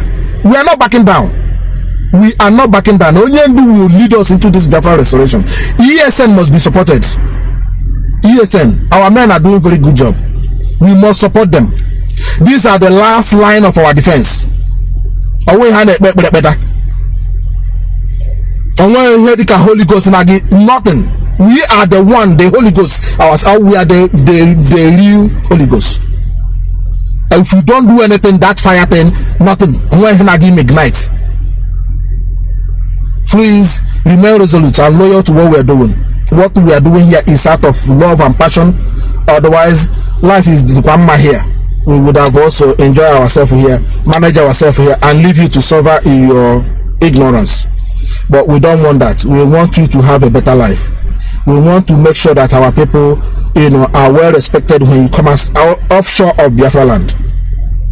That's what we are doing. Everything we are doing is out of love. We want you to have your children to have future. That's what we are doing. We have seen the good life and we don't want to enjoy it alone. Our line is we possess everything. We have everything. We are blessed. Line quarter of line. It's just a little bit of animal activate some certain things and build one line here them motor them and has a we will enjoy it. People will not believing that no miracle that will happen or saying a god fly go into your account. No, we want to live like other people. Honestly, the kind of life we are living is nothing to compare with what we're saying here. And we love you from the bottom of our heart. Personally, me, I do. Otherwise, I wouldn't be coming here, sweating and spending my time and money and also serving IPOB in my best ability. And as I've said, I'll continue to be honest in this struggle. Any day that I'm weak or tired, if I could not, find strength, I will just, remain quiet. I will not do anything to sabotage this Biafra, and I will not engage myself with anything that will sabotage this Biafra. We will continue to serve this Biafra in truth and honesty. Our people's life is concerned. We have to protect our life. We have to protect our property, and we'll continue to do so. Just trust us and continue to support in your own capacity. Don't let anyone to hoodwink you. Don't let anyone to fool you. Please, it's very, very important. Don't let anyone to fool you, and remain truthful in everything you do. Anywhere you live as a Biafran, maintain that statico with Biafran. We are hardworking, we are honest people, and stay away from anything that will dent the image of IPOB or Biafran. We've been respected here in this country. I am telling you, we are respected here. We are respected here. It's unquestionable. Our character here is spot on. The government do respect us here, and once they see any commendation from us, they don't hesitate to not to respect it or honor it. We did not achieve that under Nigeria. We achieved it under IPOB, to tell you who we are. And we cannot afford to sabotage that, to betray the trust or the connection we have with Ndi Mwoboda and other various countries where we find ourselves. Please, anything you're doing in anywhere you are, don't do the one that will sabotage or dent the image of Biafrans. We are building a record that the world have never seen before. We've been used, Nigeria has been used as a banner to blackmail and destroy us as a race. That no world want to have anything to do with us. No country, no world. Nobody want to have anything to do with Nigerians or Biafrans once you have Nigeria attached to it. But we have managed to reverse that and tell the world that we are different. And we are going to build a very, very viable society that is called Biafra. And we are starting from scratch and doing that. Whatever we are discussing now is what we are expecting to be discussed. So when Biafra will come, we will totally focus on nation building, not on this pray and see or general overseer and this garbage. We will be totally, Onyendu said that Biafra will be built for almost 75 years non-stop, day in and day out. That is what we're going to do. This is what I'm seeing happening in this country. Massive infrastructure. The government yesterday set out $1 billion US, 1 billion euro for building of properties and houses. Yesterday it was announced here 1 billion. The government have set out 1 billion to build accommodations. But your own country spend how many years? 8 years talking about insecurity. Them themselves created to fool you, to distract you. In the church on the other side now, one is charged, and now the little one each, without giving you anything in return. While Obodan have yesterday, as of yesterday, with the massive structure that is already on ground, but they have already again set out 1 billion euros for accommodation and property development. Do you see what we're saying? And when we look at these things, we are telling our people, this is not a prayer, this is not about, now the people are here working 247. Each one now, we will show you videos. I will make videos and you will be seeing development here. In the highest level I have ever seen. A small country, natural resources, not even one natural resources. Only industries. Instead of churches, industries were flooded everywhere here. Go to small and big. Everybody meaningfully employed. This is what we are talking about. Rather than going and spending Monday, Tuesday, Wednesday, Thursday, praying. Next week you go again. Next Sunday you go again. Next month you go again. Next year you go again. Every year, I look at my age now. The same story till today. I haven't gotten one thing in return.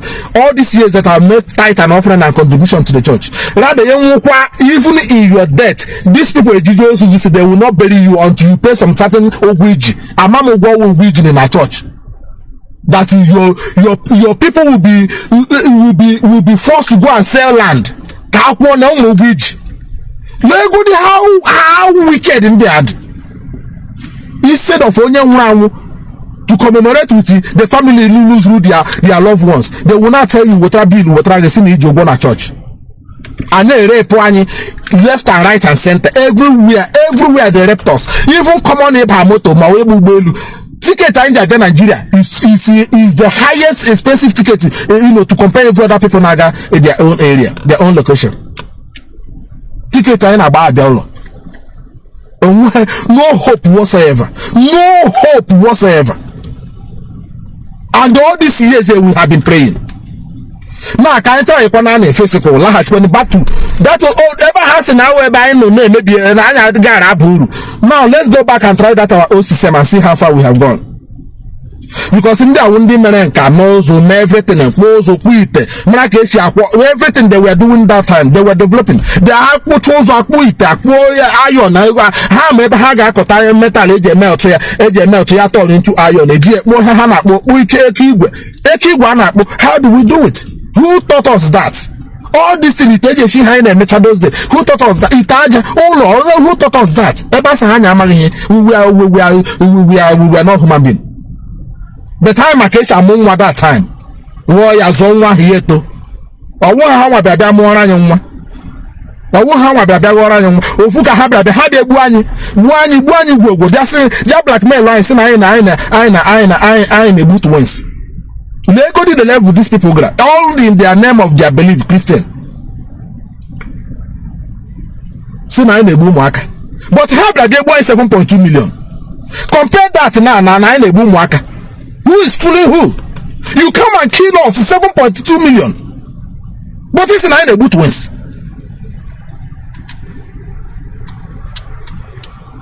You want us to abandon Biafra. But Germany go here. They never abandon their name, Germany. Always I know what they go in our name. He said I may abandon. So once you remove Biafra in the name I now, the history now. That is the game Anapunun. Abandon Biafra, then the history will go Biafra agago. So when the new generation gonna be now there was no the rest of there's nothing history because I got no Biafra now because in the blue Biafra the generation no now let him not Igbo nation or Igbo whatever or a nation.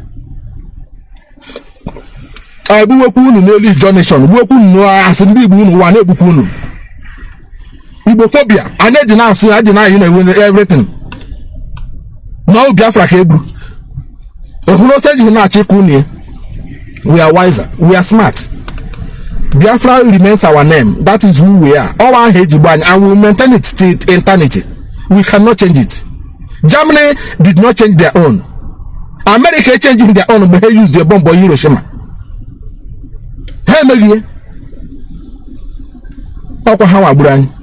So thank you very much once again for listening. I know I have given you the best advice and we must remain focused. We must be our brother's keepers this time, regardless what you believe. We must be our brother's keeper. everybody, anywhere you see an Igbo man or you see a Biafran, you know, going through hard time, support. Boy, I want them, where can I help? Bring them together. It's only IPOB that have managed to establish this, you know, what is called proper religion. Because any IPOB, anywhere we are, if you see the way I'm sounding, this is the same way Mazi is sounding. This is the same way Mazi Rumike, Forma. This is all the same way. Everywhere, different countries, different continents. We don't know each other, but we have the same belief of IPOB. One family, anywhere you see IPOB, the same meeting can happen everywhere. We don't have faction in IPOB. That's why we try to stop them when they are coming with this their mumbo jumbo, SI and all these things, and all this, autopilot and all these criminal gangs. Because what they want to make it is the way they have their Christian religion. Fragmented different doctrines, different, Pentecostal and Anglican and Protestant. That's what they want to do in IPOB. IPOB autopilot, IPOB in SI, IPOB de facto government. They want to make it by then is because IPOB have built that law bond that we are speaking from one umbrella, and that's why we are fighting. We make sure we maintain it. Any of them we see, we distance ourselves before they will destroy it. IPOB one family, we look after our own, we are one, it doesn't matter. Everybody is welcome. Put your whatever your biaka then you can go and continue doing what you want to worship in your bedroom, not disturbing other people, not destroying or antagonizing other beliefs. That's what we're saying. Keep it aside and come to what we are doing, and let's get it. Then but you will not use it to destroy or to antagonize or to bully anybody or to distract us, or you become a weaker link. Because if you cannot maintain it to protect your own people, that means that thing is not worthy for you to be there. That means it's not, that thing in our worship is not worthy for you. All my enemy people go. That means that thing is not good for us. That is what we're exposing here. Because we've been penetrated through the first wire group as a young boy growing up. The first wire group now, you go me with church.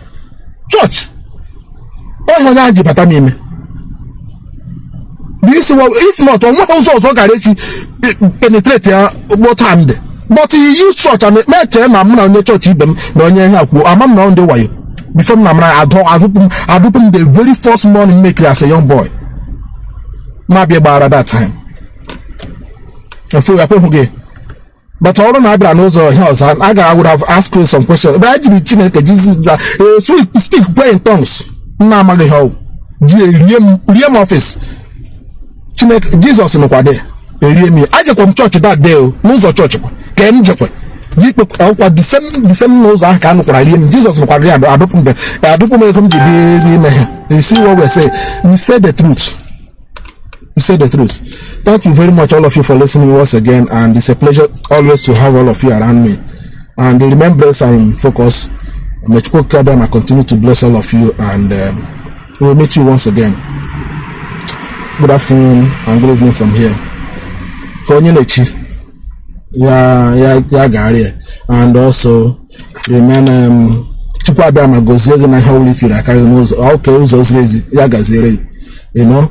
protect this week from the bad ones, from the zoo, those in the can watch it.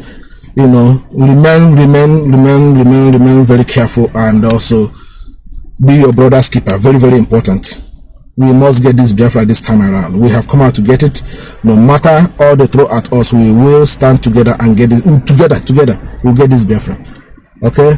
And also, we, don't support the zoo, regardless. Thank you very much again, and I will see you once again in the near future. My name remains Mazi, Comrade Mazi Zayoba, and I just want to make sense. Meet Bob. He is a fan of trading.